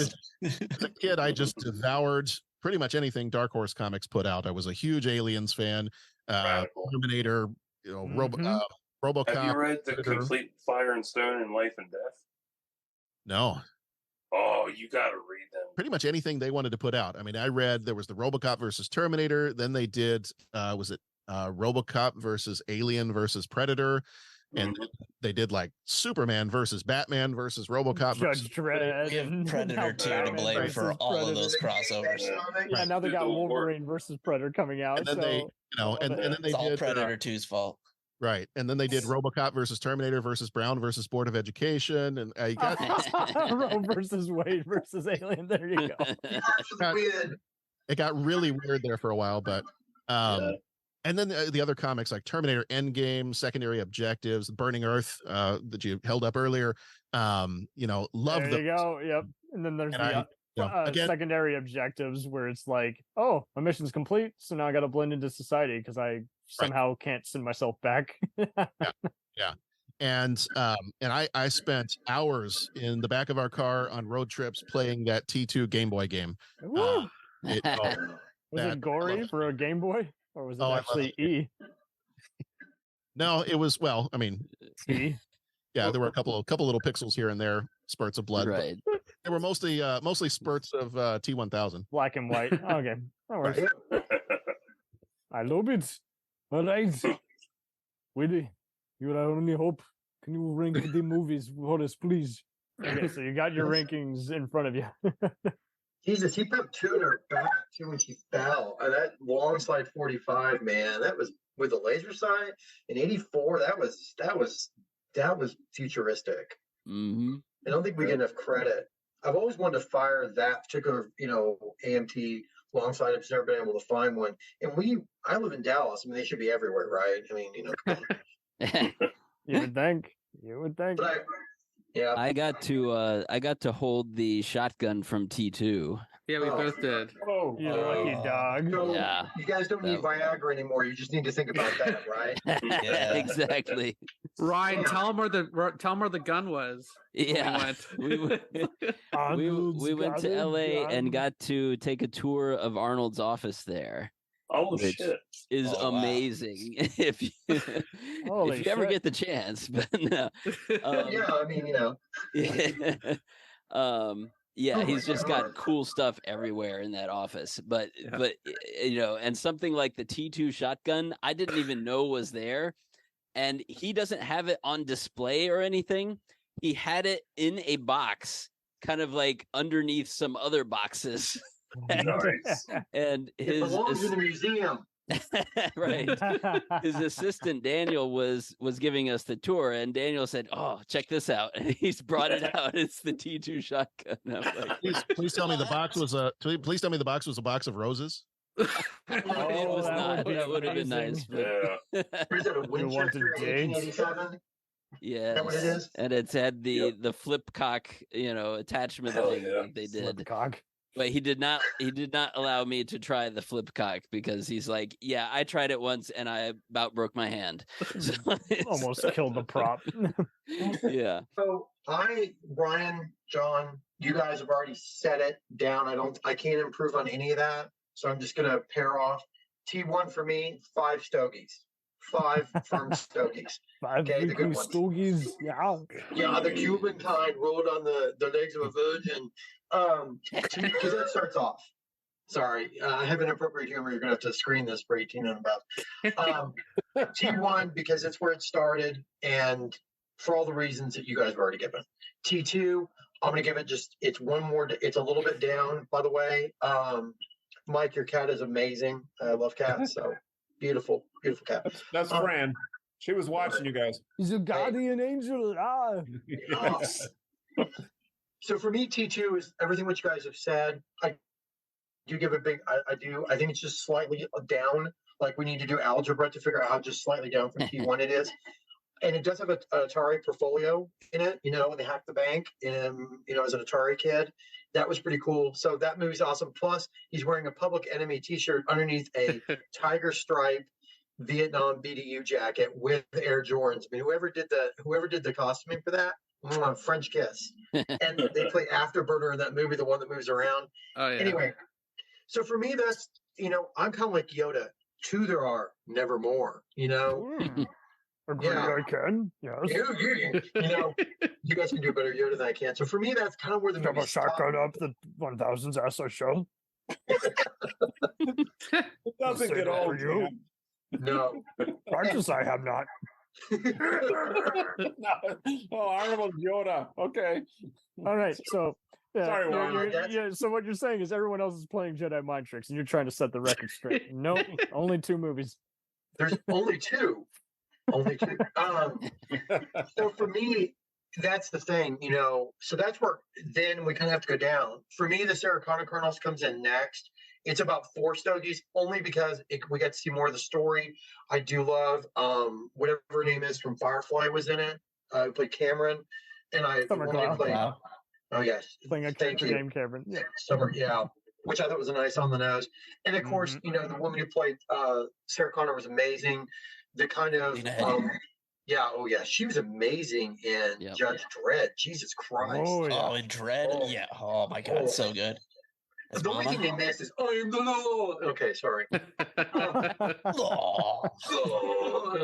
Which one co-wrote? Incredible. My face hurt after doing that. And Believe It or Garbage played a role in that. Shirley Hansen, I saw at the Bronco Bowl in Dallas when she played. It was amazing. Hey. Yeah. God, wow, what a woman. What a dame. She's really great. So that one for me is 4. I'm going to give Terminator The Burning of Earth because I finally got to see the 3rd movie in this. I think this is from 91. It's the only part 3 that exists. Oh. Yeah, this is. It's painted. If you ever read this, you need to. The rest of the Now Comics series is not that great. It's okay. But the Burning Earth is astonishing. And I give that because I finally got to see some of the things I wanted. That's 3.5 stogies. And then Terminator Salvation, you guys have already hit out of the park saying, but here's my thing. It only gets 3 stogies because there are no plasma rifles. Where are my plasma rifles? You need plasmas. An M4556 is not going to damage a Terminator exoskeleton. I'm so sorry because we couldn't stop. Are you saying you'd like to donate some plasma, William? I would. In a 40-watt range. My bad. That was good, by the way. I'll have to remember that one. That was quite good. And probably gets you somewhere. And sometimes it gets you shot like me. So it's okay. I love it. Their A-10s are operating after a 3rd World War. Don't think so. Kind of some other things. I mean, I think it's all cool. The Desert Eagle, them carrying Desert Eagles was okay. Sorry, I'm kind of a gun guy. I apologize. But I do like. So we are. It's all good. It's all, yeah, that's unfortunately. To Christian Bale as John Connor could have been a really interesting casting with a different kind of script. It would have been interesting to see what he would do more as the T2 John Connor and not whatever they were trying to do there. Whatever the hell he did there, yeah. Yeah, as I said, so then from there, we get into movies that hurt me. I got hurt, and I'm still processing. I'm in therapy. So Genesis, T3, and Dark Fate. Mackenzie, whatever her name was, Mackenzie, who played in *Halt and Catch Fire*. Mackenzie Davis. That's it. She was interesting, and there were some interesting takes on that. But it was hard for me, especially with Genesis. They ruined that opening I wanted to see forever. And I was like, oh God, there's something off about this. And they got the Doctor Who guy in there, and you can tell I haven't really watched much of him because it was hard for me. I experienced a trauma and out-of-body experience. I think I had to call Mulder and Scully after it. I saw things. People hurt me, and my butt still hurts. I don't know what's going on. So those movies, cinematic hemorrhoids is what you're saying. Okay, that we're including that in it. It gave me cinematic hemorrhoids, and how many words do I have to give to you? Steal it so now. For me, those are wet. 1.5 stogies I bought at the Quick Trip at 2 a.m. That's what they are. Those are kind of. Oh no, that's just Taco Bell. 5 days a week. Oh God. Taco Bell. I haven't eaten Taco Bell since '96 after an unfortunate incident in Oklahoma in college. But we won't do that here. It's not appropriate for everyone. But we're gonna go back in time and erase it. Oh God. Be erased. You've just been erased. Yeah. Marty, we gotta go back. Oh, there you go. Back to the future. Where? So that's kind of for me. You guys have all hit out of the park. I almost can't say anything more. what you have done. I just want to give a love to maybe a couple other things. And the Terminator Resistance game I have not played yet. I've been playing Skyrim again and Destiny 2. So I'm still doing that crack. So I want to play the Resistance game coming up, and I think I've heard it's creepy as hell. It is. Like when you talk, you're like, I'm about to get my spine pulled out. Like you're taking the Macho Man Randy Savage on. The Cream. I love how it always goes back to wrestling. Well, Ooh, yeah. If you grew up in the 80s and you watched a lot of the Spoonie one on the internet, There's Arnold promoting into Days and beating up Triple H at that one wrestling. It's everything. It's everywhere. Oh, it's everything. And that's what I use when people ask for the plot holes. Why do they just throw them? I'm like, well, it's kind of a T1000 thing, a wrestling grapple thing. Yep. They're trained in Brazilian Jiu-Jitsu. I don't know. It's just cinematic. The Destroyer. Okay. For me, one of the things I just want to say here, the movie I think that we should have gotten Terminator 3. It should have starred Michael Biehn. It should have starred all these people that are now gone. If we were to do a deep fake and AI them, and I don't want to do it, but no one can play Kyle Reese but Michael Biehn. I'm kind of a Michael Biehn fangirl. I have things to say about Michael Biehn. Oh, really? Well, I want to hear him. Yeah, he's a Navy SEAL. In an ex-wife, in another reality, he's actually the one who killed Bin Laden because he was a Navy SEAL. So there you go. There's my conspiracy. Love it. But I do want. I wish they had made that movie. I wish we had seen when they raided the facility and gone back, and that would have been perfect. Destroy the time machine once and for all. Right, the time displacement came. I didn't build the thing, so you have to go back naked.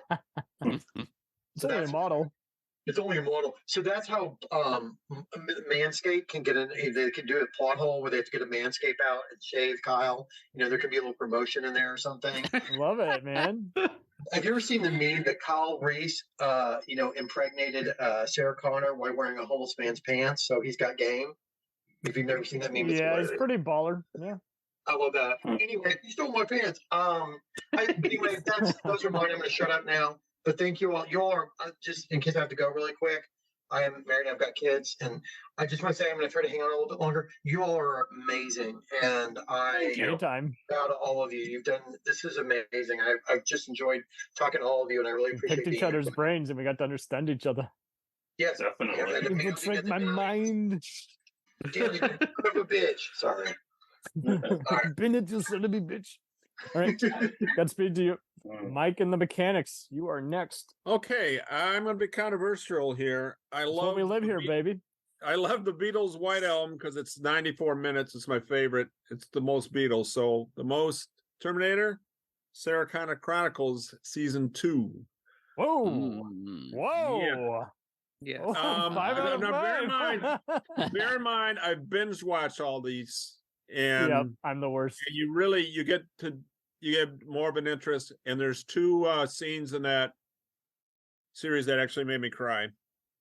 Should I tell you? Well, when Sarah's losing it at the end of an episode and she's banging the chip on the rock and she starts losing it, and also when John loses his girlfriend and just breaks up at the end. The bit with Summer Glau, where she's caught between the cars and I love you. That was a little over the top, but that was done in Twilight. Yeah. But no, I don't know. It was a great cast, and they kept the franchise going, and I remained interested throughout. So I put that first. I had about 3 comments about it. How many cars do they steal if they're fugitives? And as many as it takes to plug in a Skynet bot. I don't know. And how many car accidents do they get into? Oh, a lot. This is a drinking game almost. And the song that John Henry sings with Savannah Weaver about the trousers, that is one of the creepiest things I've ever seen on television. Oh my God. It was very predatory. Yeah. Remember at the end of the episode, he's singing that song with her and she's singing with him. That was just, ew. And also, speaking of Savannah Weaver, her mom, the actress playing her, Shirley Manson. Perfect. Yeah. It kind of, there's some more creepy. Until, to quote Crow T Robot, we're going to find out that this robot's really good. By the end of it, isn't she, or is it still up in the air? I can't remember. Wasn't she He's kind of a rebellious Skynet, but kind of. Yeah. Whatever. So that was, but yeah, I liked the series. I thought they did a great job for a TV series. And then second would be Judgment Day, and it's very close, you know. So I give both of those 5. Then T6 Dark Fate. I like the way they wrapped it all up. And I'll get back to the fact they killed John Connor off a little bit later. No ranking, but what we make. So again, I had SEC season 2, Judgment Day, and Dark Fate, probably 4.5 stars. The other 2, 5. The first Terminator movie, 4.5. Rise of the Machines, I liked the way the ending kind of threw me for a loop. And I thought it was an effective ending, so I give that 4.5. Sarah Connor Chronicles season 1, they hadn't quite got it interesting enough yet. I make that like a 3.5. T4 Salvation, I like Christian Bale a lot, so that's there. And my last 3 stars, maybe even 2.5. Genesis. Bad spelling did not contribute to the ranking. If you say so, your words, not mine. What's the spell Genesis? You know? No spelling, but what do we make? But why did they F with John Connor? Yeah. Why did they make him the bad? You know, it's kind of like what, like Superman 3 or whatever. You know? Oh, so that's about it. Man, I got my notes all out there. Thank you. Prompted to the point. Yeah. Sweet. And again, I'm a novice. I binge watch these. I'm not. The more if I watch them again, I'll probably change my rankings. So. Oh man, it's gonna Hans, not Gruber. Where do you rank these movies? Now that we've been for the foray, we've seen the landscape, we've seen how it all varies. Only you can say what. Yeah, let's see if I can add anything that hasn't been said already. I have my list is 1 through 8. I have 8. Oh, nice. So number 1 customer. Number 1 for me is the original Terminator from '84, and that's for 2 reasons. Number 1, Michael Biehn. Michael Biehn is the greatest action star of all time. Yeah, he's over Arnold, over Stallone, over everybody.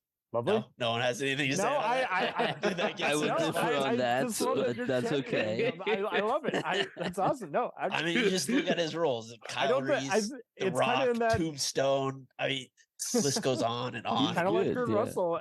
Even if people disagree, no one dares speak up. You know. Most underrated of all time. He's Very fantastic underrated. in that. I mean, that scene has already been discussed. The whole, the listen and understand, and can't be bargained with, reasoned with, all that. Unbelievable. Second reason is Will talked about all the future stuff, and that's kind of what hooked me. Like the world building of those scenes is just incredible. It just you understood everything just from those couple little scenes, and it was all practical, which I love. I mean, I'll get into Salvation in a minute, but all I wanted was Salvation after that. But we'll get to it. Number 2, Judgment Day.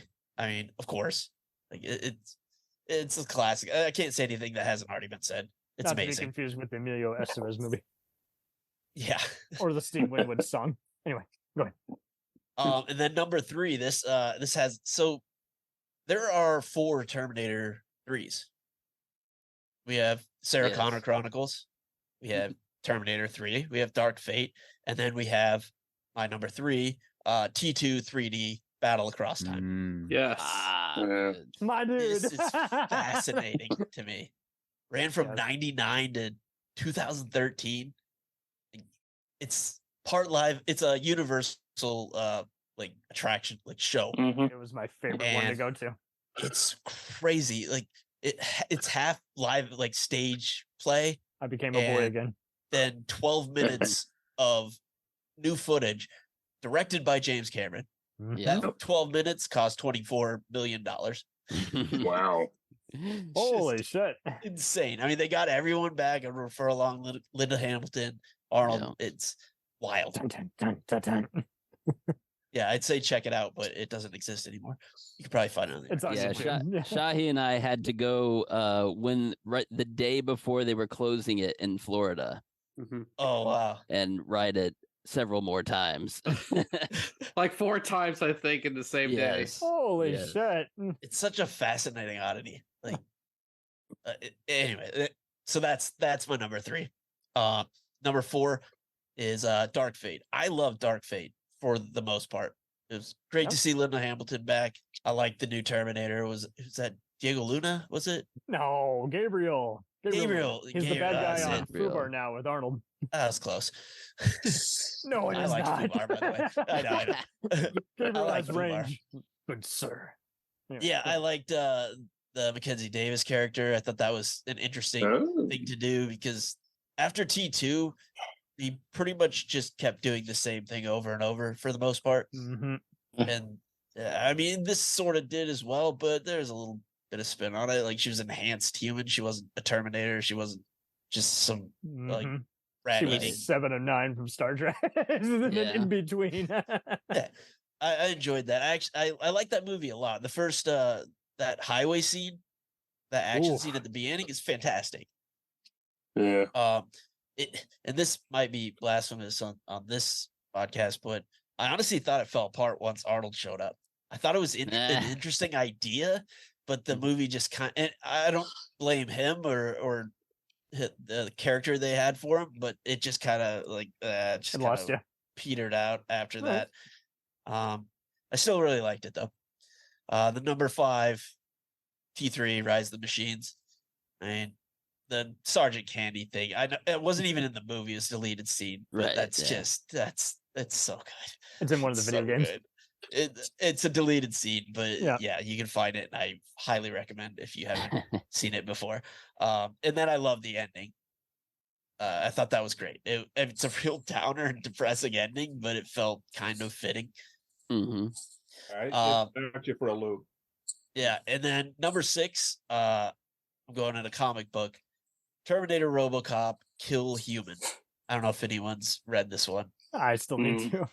It's horrible. It is basically what if RoboCop wrote like Terminator 2 fan it's the fiction sequel. and inserted himself because he just goes back in time and kills Arnold's Terminator like when they're at Cyberdyne and then just like takes over his role, but in a way worse job.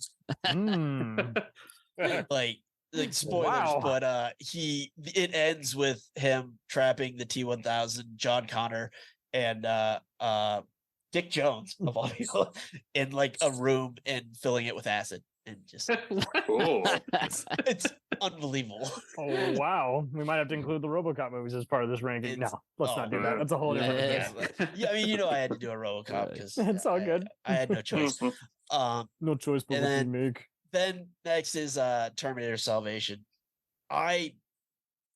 This is all I wanted.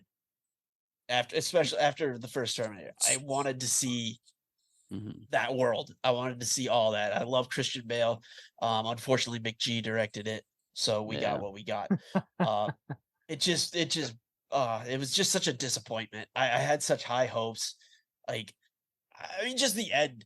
They give John Connor Marcus Wright's heart, and that saves him. But like the scene before, his heart got turned into pudding. Like it stopped and he died. So that's the heart. Well, okay, all right, sure. Yeah, that movie bothers me because I just wanted so much more. You sensed a disturbance in the force. Genesis had some interesting stuff, like ideas. They were all shown to us in the trailers, which sucks. Yeah.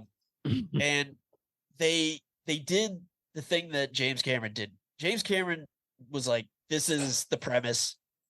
Move on. Let's go." Because if you think about the premise too long, if you try to explain it, it falls apart pretty quickly. Yeah. And they have this scene at the beginning with Jai Courtney and like I guess the guy who played John Connor, and they're like explaining everything in detail, and it does not work. It does not work at all. It just all falls apart, and the movie's just starting. It's like this is ridiculous. This is stupid. Stop it. So yeah, that is my list. Dun, dun, dun, dun. All right. Oreo. No cookie but what we make. Take it away with your ranking. Is supremacy. All right, so Terminator ranks. Well, like everybody else, yeah, T2 is number one for me. It's iconic, and you can't really top that half the time. Next, I got Terminator Salvation, the director's cut, because I love that. I love that movie so much. It's different from what the other films did, and it's set apart in its own way, and I enjoy that. And then number 3, I got Genesis. I enjoyed that. That was fun, but PG-13 really killed it. I wish they would have stuck with R. I can't believe they made the studio forced it to be PG-13. Yeah. No problem but what we make. Anyway. 4, I have the original Terminator. Like, I love it, but honestly, I don't need it that badly to be like in the tops, like top 2, top 3. So it's good at 4. And then I got Dark Fate. I enjoyed that. That was a lot of fun. I don't know. It was a lot different, and I do enjoy different.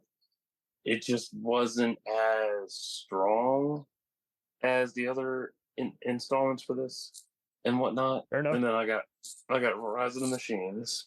I need to rewatch that actually because I haven't seen that in a while. But I liked it. It's definitely a product of 2000s for sure. Mm-hmm. But yeah, it always every film that comes out has that product of its era, and it's so stupid in that sense. So yeah, Rise of the Machines is good, but definitely could have had a lot more to it. And then number 7, nobody's mentioned it, but I watched it. I actually rented it for $5 fucking and was so pissed. Mm-hmm. Terminator Salvation, the Machinima Chronicles. Oh yeah, series. I've seen that. Yeah, I watched it. I was like, "Oh man, Terminator is so cool!" And I was like, "What the fuck is this trash?" Oh my god! Like, there's a reason it's on Machinima and not a movie. yeah, like I was excited to see it because I had just watched Salvation a few weeks ago when this came out. I was like, "Oh wow, there's a series! Awesome! I got to see the series." And man, what a fucking waste of money that was. God. And then if I had to pick like number 1 above T2, it would be a RoboCop versus Terminator easily. My dude. Yeah. Because that story is just so goddamn dark. Oof. Wow. Nothing tops it all. There's a couple stories that top it, but in terms of Terminator dark, no, nothing close. Yeah. Frank Miller does that sometimes. Oh, definitely. Now I've been reserving other Terminator comics off World Cat as we've been doing this podcast because I found a bunch of crossovers I liked. Yep. Yeah. You're wise. Alrighty. Yeah. Yep. That wraps that one up. Yeah. Alrighty, so I'm gonna rush through the rankings and not bore you guys, and then we're gonna trash good. Yeah, I wish it was that simple. Alrighty, so many of the same points will be echoed here. First off, the 5 out of 5 star scale I'm going to reserve for the original Terminator. It's just a low budget masterpiece. James Cameron taking his Roger Corman training, and just this is in my top 10 movies in general. It's just very remarkable, from the editing to the Foley to the suspense to the terror to the effects. It should be taught in every film school. I don't care who you are. And it's tied with the comics. All the other comics I've seen, like, even if you are not a fan of the movies, just so well drawn, colored, and just apocalyptic. Just probably the best movie to a comic I probably have seen, in terms of just, they made use of their story expansion. They don't insult you as a comic book reader, and they made great use of the format compared to so many other movie properties, which just seem to want to just, become a excuse to have trash talk. Yeah. And as Williams mouthing, yeah. T2, Sarah Connor show, and Dark Fate, 4.5 out of 5. Again, I've seen them a bunch. I love T2's editing. I just wish it was a little more brutal at times, but it is still a masterpiece. and it does have some plot holes with the time travel, but it's makes up for it in just all the emotional moments that are unsaid. The Sarah Connor show was well handled by X-Files director David Nutter, and just the scripts were very taut, and it made kudos to the show because they used Twitter back in the day and they got instant feedback, so they were able to correct what would have been probably a blazing error. And I like how that head writer Josh Friedman, who's now working on Foundation, came over and laid out the story for Dark Fate. And David Goyer, you can totally tell, is writing most of the Linda Hamilton dialogue, given how profane the movie is. But I like how it's more like The Equalizer, where they're kind of just a watchdog group. They're looking out for the little guy who's being picked on by Skynet, and they're using off-the-grid stuff to lay it out. That made up for it, even though, like you guys say, at the end, it does kind of feel like a 300 Matrix-type movie with the slow-motion fight scenes at the end. But other than that, it was, before COVID hit, that was one of my last great cinema experiences, seeing Dark Fate in there, and I will never forget that. It does have a abrupt beginning, but once you're in that car chase, you're in it for the rest of the ride. So 4 out of 5, I'm going to rank the Universal Studios ride, one of the highlights of Orlando back in 07. Just a fun excuse for an intense ride. And I'm going to mix in T3 because, like you guys say, even though it's trying to capitalize on the success of other blockbusters at the time, like Pirates of the Caribbean and Bad Boys and Matrix, I was still just glad that what they didn't deliver on, they made up for by just kind of trying to just show Connor on the run, realizing, hey, I don't want any part of this. And Nick Stahl, in my opinion, is the best portrayal of John Connor, just because he's not whiny. He's just like, fuck this, fuck this, fuck Best this. portrayal of John Connor is in T2. That guy. Oh, I can't do Eddie Furlong and other stuff, but no, he is good. The guy in the future who says the future guy. Right? Oh, the guy who doesn't He's even got say the scars. anything. That's John Connor. Yeah. No, fair enough. Okay. But for an entire movie, I do applaud him and Claire Danes. They had a good chemistry, even though they had kind of static dialogue. And like you said before, that bleak apocalypse now ending is. And it aged pretty well, even though there are some CGI that leaves a lot to be desired. I applaud that they decided to do bigger and better, and they didn't pull a Halloween Arnold's commentary track on that is something else. Oh yeah, he's talking about everyone's asses in the really commentary. Great. Yeah, Proving Arnold. And then I'm gonna go with 3.5 out of 5 for the director's cut of Salvation. Again, saw that in the theater. It was fun, but looking at it in hindsight, even though I much like Marco Beltrami did a good job on T3, I do legit love the intensity and nightmarish imagery that Danny Elfman paints in his movie, but there's not enough of the war scenes. And you do feel like there's a little too many cooks in the kitchen due to Christian Bale misbehaving and the too many screenwriters. One critic said it best. It feels more like a intense Battlestar Galactica 2-parter, and I think that's the best way to take it. Otherwise, you're going to just keep going, but it's not T1 and 2. Well, no shit. But I do feel the main issue with the movie, the director's cut does add more great narration, gore, and more Michael Ironside, which is always appreciated in every movie. Yes. But my main issue, which I'm surprised has not been brought up, is the Transformers bots. Why the fuck are they here? No. Yeah.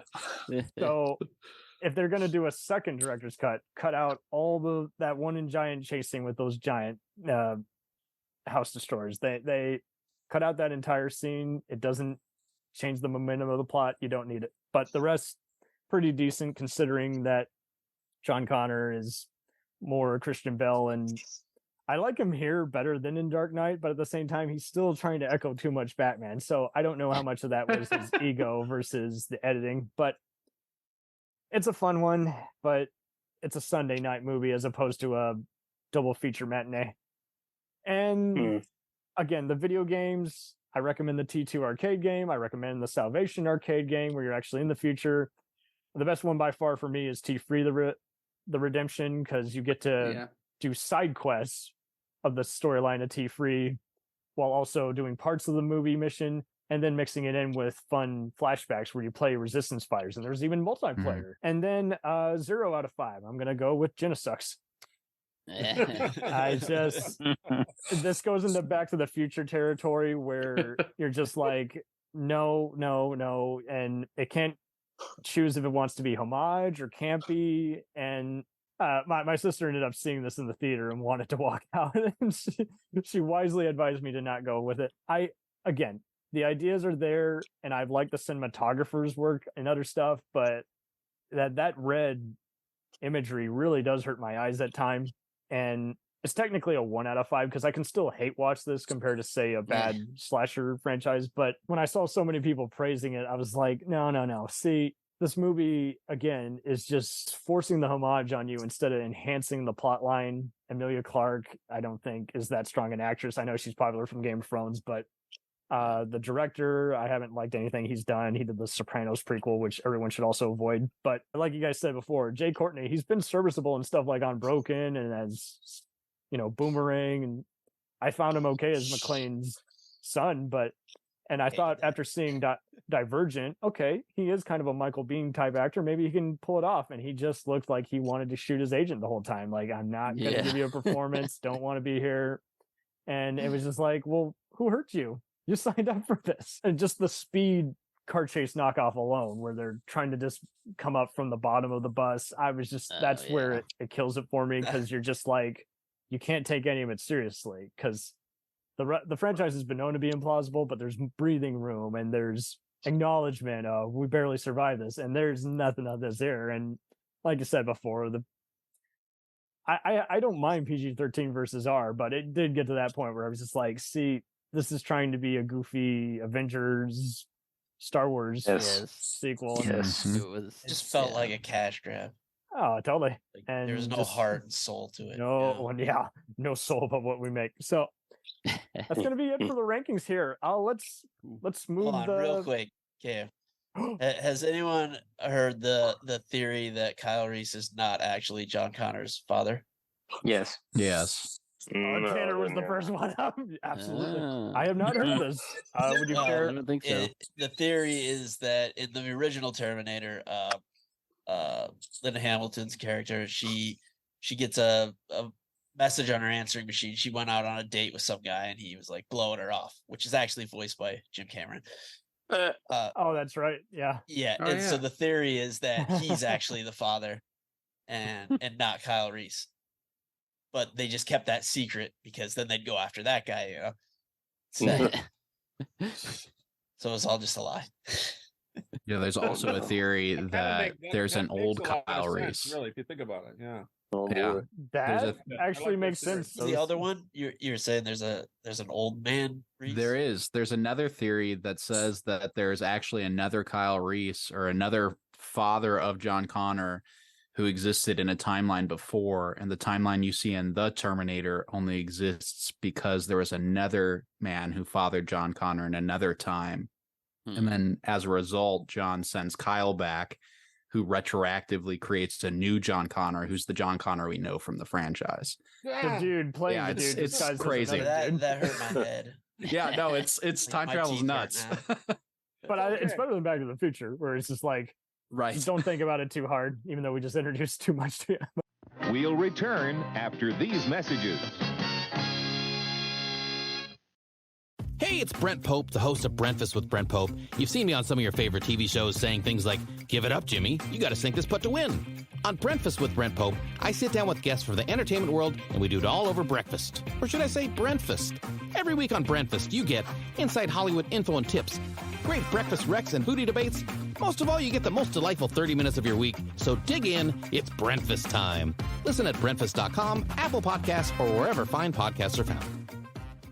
Do you ever find yourself thinking about who would win in a fight between Goku and Superman? Hi, I'm James Gavsey, and on the Who Would Win show, me and my co-host Ray ignore anything important happening in the outside world and debate fictional battles between characters from comics, movies, and video games. We got a new show every week, and almost always am I the winner. Yeah, not true, Ray. In the past, we've discussed such matches as Captain America versus Darth Vader, Solid Snake versus the Iron Giant, classic matchups like RoboCop versus Terminator, and even the Muppets versus Sesame Street. That one was crazy. So if you're a fan of geek culture and love a spirited debate, check out the Who Would Win Show wherever you get your podcasts, or check us out at whowouldwinshow.com. We got the admins of No Fate podcast. I thought it was the Ultimate Terminator ranking episode. Welcoming to the show, we have Michael Not Being Petty. Hello. Thank you for having us. And Tanner Not Connor Radwick. Welcome. Yeah, thank you. Welcome to the show, man. It was a long time coming. And thank you for setting the date. You guys did a good job of pistol whipping me and say, we're doing this.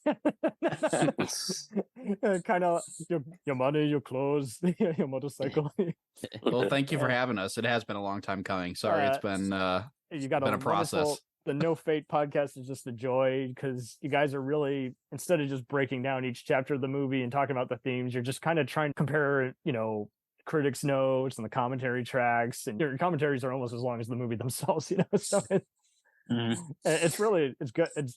It's cyberpunk goodness. Anyone should check it out. No Fate podcast. And you've talked about some of it before, but Tanner, would you mind re-elaborating on why this made you a cyberpunk junkie for life? Yeah. Shoot, I got introduced to it really young. I would say at the appropriate age, though, because it was young enough to be kind of scared by it, but excited by it. And Terminator 2 was the first one I ever saw, and it was the best action movie I'd ever seen, and it remains to be this day. So any questions? No. Any questions? Yeah. No, Terminator 2 is the best action movie ever made.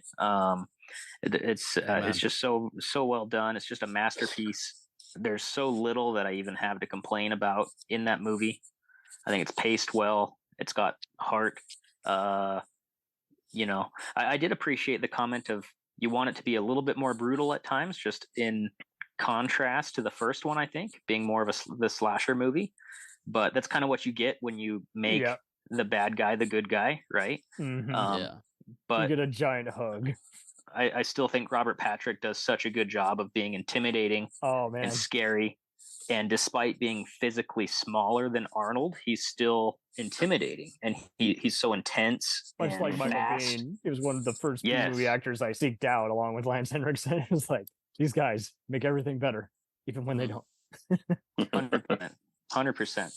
Michael Biehn, so powerful in the Terminator, the original. Hamilton's a great screen queen. Hamilton does a great job. The Terminator would be my number 2 pick if I'm ranking them Kind of here. like Helen in Candyman, where she made you afraid of a psych ward and just brought that humanity of, why won't you freaking believe me? Look at that guy. Does he look like he's here to, pick me up?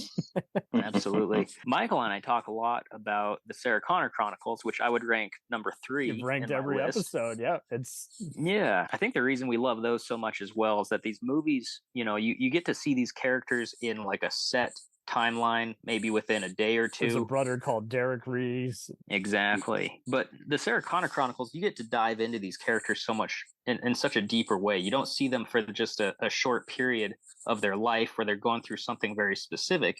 Mm-hmm. You get to see them interact with each other and grow and argue and change, and it just adds so much more depth to these characters that we love.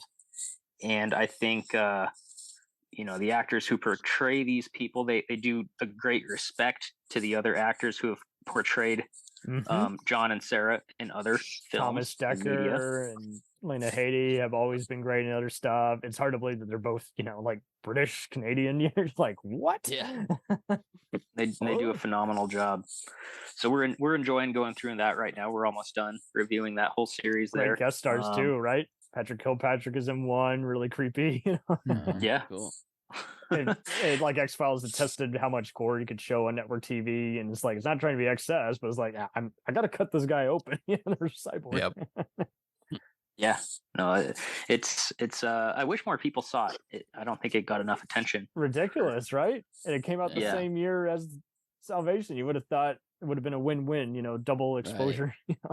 Actually, it started the year before, and you'd think that Salvation would have boosted the popularity for the show, but the show was Thank already canceled by you. the time Salvation came Yeah. out.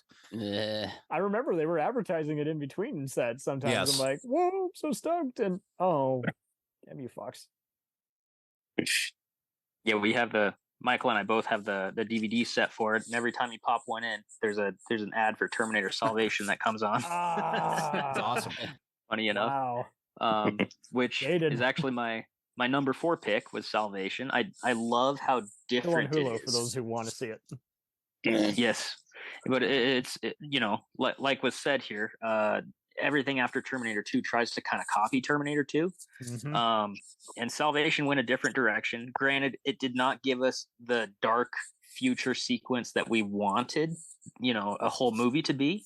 We wanted a whole movie of seeing this intro to the Terminator, or like those clips you see in Terminator 2 in the future, just dark and at nighttime. And then we have a future where it's in the daytime the whole movie. Yeah. And there's no laser guns, it's not at all what we thought it would be. However, I do think it takes itself more seriously than Terminator 3 does, or Genesis. I think Dark Fate does a good job of at least trying to take itself a little more seriously than those other two. Yep. But Salvation tries to be dark. It does a good job having Christian Bale in there, keeping the tone right. There's kind of a part, I would say 2/3 through the movie, where it just loses me, and it's hard to get back into it. But I like and I appreciate the attempt, and it's grown on me a lot over time. When I first saw it, I was really disappointed. But the more I watch it, the more I appreciate it for what it is. All right, fair enough. I guess moving on to Terminator 3, I saw that when I was still pretty relatively young. I think that came out in 2003, if I remember right.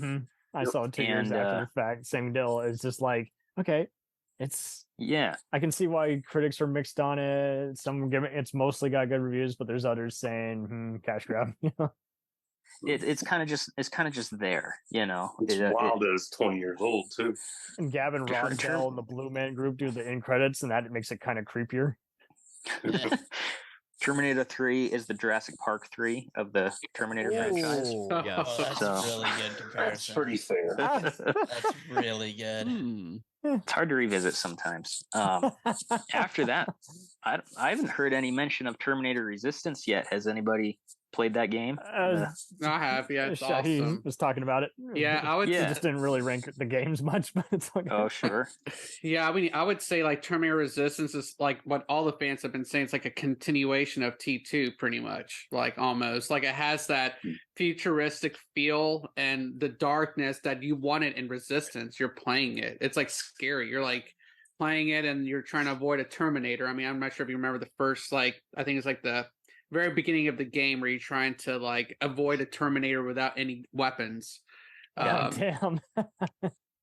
But go ahead and continue, Tanner. But yeah, that game is awesome. I have it for PS4. Apparently, there's a PS5 upgrade. I haven't done that yet. Oh, wow. But and then they also made a another DLC for it as well for some more additional like storylines to go with it. But yeah, I've been waiting to play the DLC. I loved the game a lot. The tone was correct. It feels a little budgety, but it's still kind of a love letter to the franchise. I think they capture the tone really well.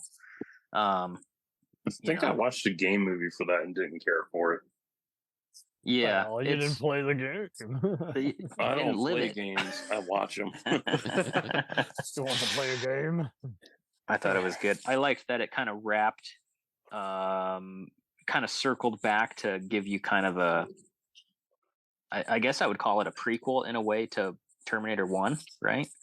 Oh, lovely. Because at the end of it kind of circles around, does a good job of that, which is, would also make a good premise for a movie if they wanted to expand on that with a higher budget. Dark Freight, I had a hard time with. I watched it again recently with an open mind, and I do think the car chase and the factory fight, I think it opens really well. And you're like, it feels like a Terminator movie, it captures that feel initially, and you feel like you're being hunted, and there's someone there to protect you, and it feels there's some good callbacks that make you feel like you're in it.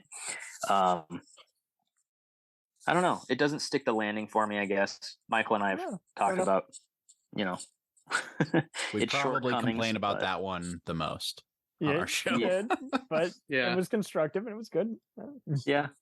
Well, and to be fair, I mean, Michael and I both liked that one more than Genesis, I'm pretty sure. But, I mean, that's not setting the bar high either. So, Oh. Michael, did you have anything to add? You want to go through your here? Yeah. Now your, let's see how you got your into deal? it and do your ranking. Yeah. Sure. Well, I actually got to. I kind of got to Terminator late in the game. I was already a teenager, Really? and the reason why, and I'm gonna reveal my age here probably, is because I had a buddy who I trusted when it came to all things pop culture. He got me into all the right comic books, the right movies, the right shows, the right franchises. I mean, he's actually the one who set me on the podcasting path back in the day, and he has since passed, unfortunately. But he and I were very close friends. He was like the older brother I had never had. And I remember one day I was at his house and I saw a DVD for Terminator, the Sarah Connor Chronicles, and I had already heard about the show. And I asked him, I was like, is that show good? And he's like, yeah. He goes, but you kind of need to have watched at least the first two movies before you watch it. Otherwise, you're not going to understand anything that's happening. I said, oh, okay. And I kind of tucked that away for later. So I ended up going to, I think it was Best Buy or it was something like that. They're having a sale, and I bought all the Terminator movies. I bought both seasons of the show.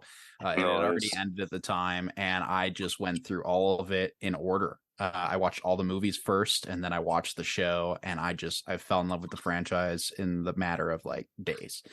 And just like that. Yeah, it was just so good. There was so much I loved about it. It had time travel, it had killer cyborgs, it had this character John Connor who was this messianic figure who also didn't want to be a messianic figure, but he had to be for the sake of humanity. And I think that's a really interesting, cool idea. And so I just was hooked. And by the time Genesis came out, I remember seeing that and seeing John turn into a villain, and I just couldn't rectify it. I was like, my Christ figure in this franchise turned into the Antichrist, and I don't know how I feel about that. I reject it. This is the rapture. Nope. And the thing about that I could kind of easy. Oh, sorry. Go ahead. I'm sorry. I just want to throw in it played too. They didn't develop it enough to have that happen. Right. Sure. No, I agree. And what development? Had they actually gotten maybe a trilogy and thought it out a little better, it might have been a really cool turn for a second film. But it was definitely not something that was earned right up front. And I really liked Jason Clarke as John Connor. I liked him a lot. Definitely. Opening of the movie. I mean, he's fantastic. He kind of embodied what I always hoped a futuristic leader like him would. Of course, we've talked about this many times, and Tanner will always say the best John Connor is always the one you see at the beginning of T2 who doesn't say a word. But despite that, I thought Jason Clarke did a really good job of bringing that character to life. And then he became a bad guy. And in my head, I could move past it because it wasn't really John Connor. It was a Terminator, essentially, who was thinking he was John Connor or pretending to be. And so I kind of did some mental gymnastics there to figure that one out. But the movie didn't sit well with me, and I didn't love Sarah and Kyle, especially Kyle in that movie. Was not impressed at all with Jai Courtney. Ironically, the next year I liked him probably the most in Suicide Squad out of all the characters in that movie. Somehow he lets loose. Like, how can that be the same bland actor? Yeah, I almost didn't believe it. I had to wait for the credits, and I was like, oh, it really is the same guy. Lookalike, surely. But both of them just felt very wooden for the most part. And everybody got cloned by a cyborg in that one. Right. And I think Emilia Clarke does an okay job, actually. But as an actress, just in general, I don't love her anyway. And so I moved on. Lena Headey was my favorite Sarah Connor outside of Linda Hamilton. And after those two, I was like, well, why would you try and tackle that character again? I mean, they just were so perfect. Tanner and I actually saw Dark Fate years later in theaters, and I just remember being disappointed. I mean, I'll echo what he said. I really liked the action sequences. They were really well thought out. They honored the original movies really well, but brought it into a modern context that made sense. I thought the idea of an augmented human with grace was really cool. And we've talked about this a lot on our show. but just killing John and then the same sort of future happening, it just kind of felt like T2 was for nothing. And it was like, why did we make this movie at all when all you did was retcon T2? Where would you rank it compared to other sequels and reboots of late? Because we got Ghostbusters, Wars, Track, all the other kinds of stuff, and it seems like the fan bases are always animated. No one can agree on anything. Sure, it's tough. It's probably one of my least favorite revival movies of recent years. Right. We talk about the recent Halloween trilogy a lot on our show, and how it'd be really great if a new Terminator movie kind of matched the same style as the 2018 Halloween. And just kind of brought it back to the horror and recaptured what made the first Terminator so good. And it would kind of separate itself from T2. It would get out of that shadow a little bit and kind of honor the original film, but also still maybe take place in the same continuity as both T1 and T2. We talk about that a lot. But the problem is with that trilogy goes downhill too. So, maybe we need to should not be involved with horror. Yeah, well, maybe we just need to stop making all of these revival films with the anticipation of we're going to do more after that. Because isn't that the worst thing too? It just doesn't work. Will also use the word reboot, and you're like, reboot implies it's a regurgitation of. It's not a regurgitation. It's a revival or reimagining or something like that. And so but as far as my list goes, it's probably not going to look very different from Tanner's, but I have a few little tidbits I'll add. T2 is, to use your ranking system, Cam, is absolutely a 5 out of 5 movie. We've talked about it being the greatest action film of all time. There's this one time that I was at work. I used to work at Montana State University in their film and photography department because I went to school there. I was a film major. I had graduated. A couple of years after I graduated, he calls me while I'm at work and he says, "Michael, you have a film degree. What's the greatest action movie of all time?" I say, "Terminator 2, obviously. Like, why would I say anything else? Why would you ask?" He goes, "Great, thanks." He hangs up. And it turns out he was arguing with a coworker and he's like, "I need backup." What? Oh my God. Damn. That's classic. Yeah. At least he felt validated. Yeah, no, he definitely won the argument. But this was before we had our podcast too. It was. This was just an out of the blue thing for Michael to answer. Forums. Oh my God. Totally unprompted. But no, T2 is great. I mean, everything about it is wonderful, from the action sequences, from the pacing and balance between action and drama, from the characterization of everybody in the film. I mean, Robert Patrick, as you guys mentioned, makes an incredible T-1000. He's scary and he's menacing and he's silent, and that's part of what makes him scarier in some ways. And the mute killer. Yeah, and then you have like Arnold's Terminator totally flipping the script and becoming the hero. And I remember showing the Terminator movies to a buddy of mine years later. Sweet. And we watched them in order, and we watched T1. He liked it a lot. He kind of liked horror, so he was into it. And then we got to T2, and there's that moment in the hallway where Arnold takes out the box of shotgun roses. out of the roses and made shotguns cool.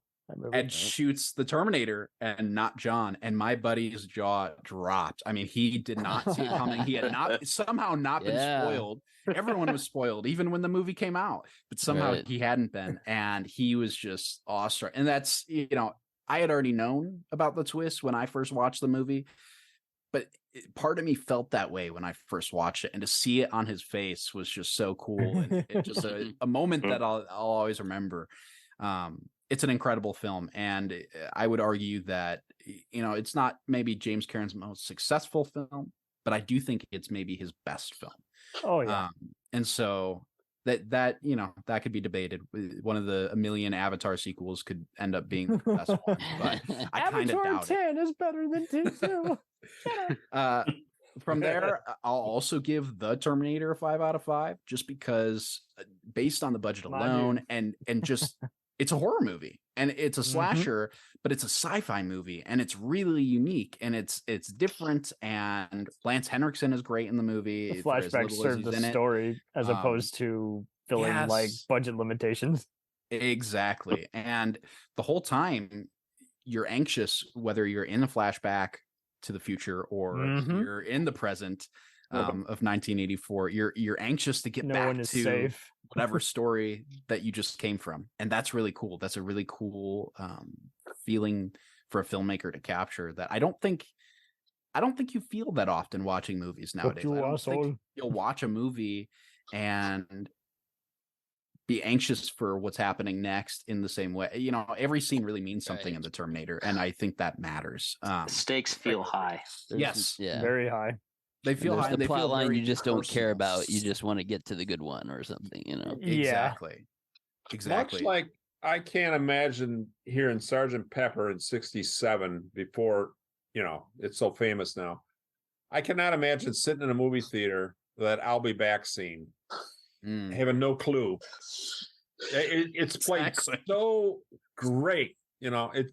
I mean, he obviously it's the catchphrase all through the series, but imagine seeing that for the first time, having no clue what was going to happen, and then Before it was spoiled by the success. oh, it's just And then he drives a truck through the yeah. But you know, awesome. he's gonna go out taking some shopping and check in later, and then Let me go shopping. the timing it's so precise, you know. Yeah. Yes. So It's Oh, no, it's man. great. I had to throw that in there. No, it's good. It's true. With a 4 out of 5, I would 4.5. I'm sorry, out of 5. I'd give the Sarah Connor Chronicles. That show it's the reason I started watching Terminator in the first place. It's honestly That's such a cool reversal because usually right. It's not usually that. I had way. only action figures growing up as a reference point as to something that's big. You should go get it at your Blockbuster, you know. Yeah, and what's great about the Sarah Connor Chronicles is it's just such a direct continuation from T2. It doesn't feel like the fact that there's more Terminators out there. It doesn't feel like it negates T2. The It doesn't showrunner feel made like it that way negates what they deliberately. do. Yeah, but it feels like when we pick up with Sarah and John on the run, and by the way, Thomas Dekker is by far the best John Connor. See him He's like good. grow from the Eddie Furlong John Connor through the Nick Stahl phase all the way to the Christian Bale I am a leader and I know it phase. And we see all of that over the course of the show in a way we don't get to in the movies. And Nick Stahl, you had mentioned him, Cam. He does a great job. I love him as John Connor. In fact, his performance in that movie and his character arc in T3, I think, is a huge basis for what they did with John in the Sarah Connor Chronicles. I don't think they would have handled him the same way had they not had that arc in T3. But Thomas Dekker just has more.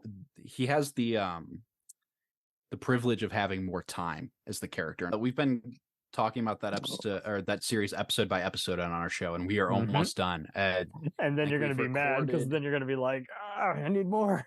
It's true. Yeah. We will be. We're going to do a couple episodes on what a potential season 3 could have been, and there's a ton of info out there, so look out for that. But after that, with a 4 out of 5, I give Salvation. I love Salvation. It's as Tanner said, it's just different. It's so different than T3. It doesn't try to be T2, and there's moments of kind of horror a little bit that doesn't quite get to the level of T1 because it does all take place during the day, which maybe takes you out of it a little. But for the most part, it was great. And yes, it wasn't the future we'd hoped for. It doesn't all take place at night. There's no laser guns, all that.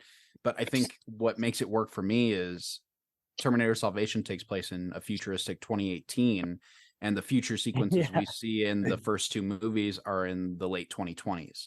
And so there's still time for that world to develop. And when they originally started that movie, they had hoped for a trilogy, and my guess is they would have gotten there by the end. They didn't, unfortunately, get to. There's like 3 failed Terminator trilogies out there. Salvation, Genesis, and Dark Fate. And none of them happened, and they all the films suffer because of that. And I think that speaks to my earlier point of when you're going to do a revival film, focus just on that movie, which is what the 2018 Halloween does phenomenally well. And then their sequels fell flat. Alongside that, I'd give T3 probably a 3 out of 5. I really like T3. It's a solid movie. For a long time, it was the most rewatchable one for me for some reason. I could watch it at any time, and it would be kind of like background noise, but I liked it. I've since become a little more critical of it because of the podcast and just seeing the out of place comedy and all that. Just doing your job. Yeah, it's good. It's a good movie. I really do like it. I actually really like the end. I think it's really interesting. Ending with Judgment Day and it being so rare for a blockbuster, right? You know, like other than Yeah, so Matrix, bleak. people weren't killing off everybody at the end. Totally. Yeah, The Matrix and Rogue One, and like other than that, it's like there's no movie where everyone dies. Yeah, it's like Doctor Strangelove and Beneath the Planet of the Apes. You know, they're Beneath the Planet of the Apes is definitely a The other good two, contrast. Just like it does happen. But along that train of thought, I would say 3.5 for the Battle of Cross Time attraction as well. I did actually get to see it at Universal before it closed, and I was so excited that I did. My biggest gripe with it, I love everything about it. I love that all the cast from T2 come back. I love that James Cameron directed it. It feels like it's a real T2 sequel, and that's so cool. I mean, it's additional footage that we wouldn't have gotten. But there's a huge time travel error with them driving on the motorcycle through the time bubble and arriving in the future with their clothes and machinery still intact. And I can't forgive it for that. I'm like, James, you made the first two movies. I don't think he cared, but you made these movies. You need to know this. I'm sure he did. He just was. Oh, I'm sure. Yeah. Yeah, have them naked in the ride and shit. Like, oh my god, cover your eyes. They had to shortcut some things. Yeah, they had to, and that's that's whatever. You have to do what you have to do. It's really exciting either way. It's really. I mean, I would pay to see butt ass naked people with shotguns shooting stuff, but I don't know. That's true. I guess there's kids at Universal. They're like, we can't do a rated cover R your eyes. attraction We here. can allow you to see gory impalements, but we can't have any nudity. Right. I don't actually think there's any blood in that short either, but no, there's not, because they uploaded it on YouTube and do a whole film. Yep. But it's good. It's solid. It's a lot of fun. And then from there, with threes out of 5, I go back and forth on which one I dislike more, Genesis and Dark Fate. I just, for the reasons I've already mentioned, Genesis tries so hard to be a Marvel movie, and it's just not a Marvel movie. And it when you get a director like Alan Taylor, who is talented in his own right, but who's known for directing a Marvel movie, Thor: The Dark World, and then you get him to do Terminator, it's what were you expecting? And I know he's also done Game of Thrones, so he has other backgrounds as well. But as far as feature films go, I mean, there's a reason why he hasn't really worked on another one since that movie killed him. And for good. I mentioned before, he did the awful Sopranos prequel. Right. Oh, yes, he did that. Yeah. Where you're like, wait, so the Sopranos were interested in war? I thought they were always about themselves. This don't make no sense. And the idea of a Sopranos movie without James Gandolfini, which is obviously impossible, you can't. Oh, and then they hype up. We're gonna have his son play of that show, and then they don't use him. They're like, let's talk about his uncle, and let's talk about this. And it's like, I get that it got acclaimed for being kind of an general expectation crime story, but it's just like I would rather just show how he became the character we all love and hate, instead of which they already did during the series. They had several flashback there's episodes. that too, yeah. So it's just like some things are just you're good. Better We're good with this. Still, and that was awesome though. And it was great. It was a great show. I did like Leslie Odom and Leota. I will give you that, but I was just like, come on. The one who played young Sylvia was incredible. Yeah. So two honorable mentions for my Terminator list. One is, and it's not good, but I like it, so I'm going to mention it, is the Superman versus the Terminator Death to the Future comic. Yeah, I have that comic. I used to have it as my computer's wallpaper. It's the most dated but wonderful piece of Superman and Terminator comic book media you can get your hands on. I mean, if you read Superman comics at the time, you need to buy this. Yes, you do. And if you read Superman books at the time too, this is post Death and Return of Superman. So it's like all of those characters are in this book because they were so popular at the time. Alternate future. It's wild. It's not good, like I said, but it's fun. Also, it's the first appearance of the Terminatrix even before T3, which is kind of fun. Oh, that's right. Super weird. And then the other one is Terminator Salvation, the final battle, closes out the T3 Terminator Salvation timeline because it never got finished up. Obviously, they never made any more movies in that universe after Salvation, and it jumps forward in time and kind of closes it out. There's some time travel involved. There's a bunch of future war stuff involved. It's fun. I really like it. It reminds me of Punisher Kills the Marvel Universe, even though that's sure. What if equivalent. Sure. But it's good. So we'll definitely be talking about those and Terminator Resistance, the video game, on our show. If we ever get to Terminator versus Popeye, I'm out. I'm done. Oh. You got to go for Godzilla first. I'm going way back to my childhood. Oh my God. What would you even do? Blow them apart with a spinach gun? Mike and Tanner, I hope you guys can find other cool topics, even though, again, you covered almost everything so far. Did you cover Arnold's We got video games, comics, books. Arnold we got movie a lot to go special, through. almost Terminator. It could be a special on a racer. Yeah, we'll be back. Don't worry.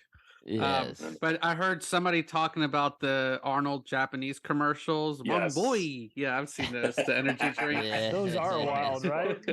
Yeah. I remember seeing them on Conan O'Brien. I'm like, this can't be real. And then sure enough, they're YouTubeable. And you found out that kind of like how every other TV sitcom or procedural star was doing like giallo or Italian mystery movies back in the 70s, because that's what they saw at art house theaters. They're like, I want to work with that guy. Let's do a spaghetti western. And same deal here. It's like you would see people like Sean Connery and all these other guys do Ford commercials in like Switzerland or cereal ad,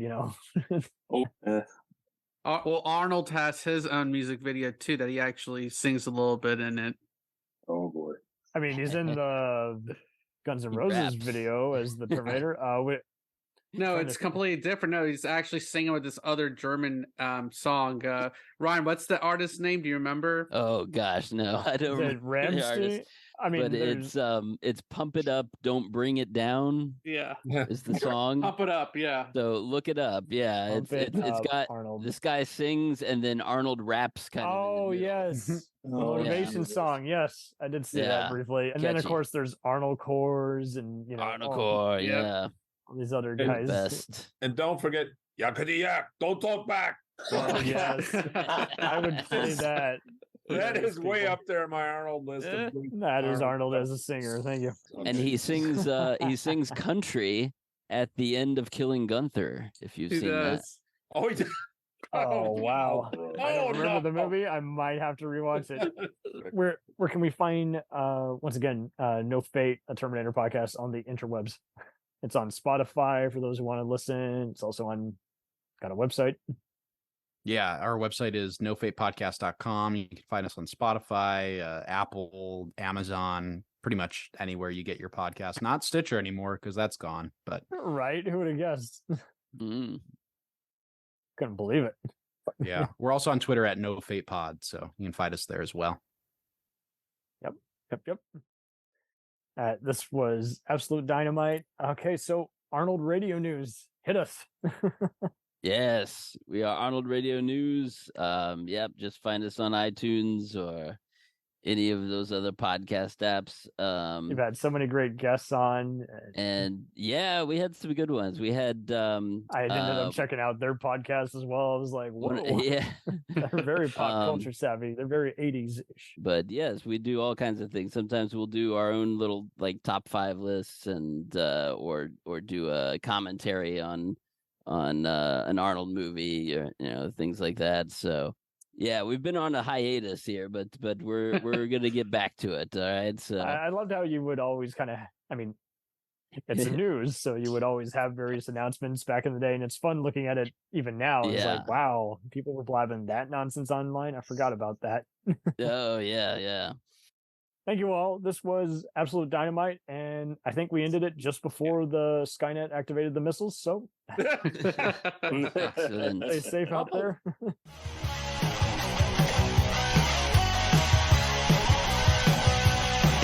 Follow us on the web on Facebook, Twitter, and Instagram. The podcast is available on Podbean, Spotify, iHeartRadio, Anchor, Apple, and anywhere else podcasts are available. Feel free to review our show and leave comments on any of those sites. Thanks a million for listening. It's a jacked up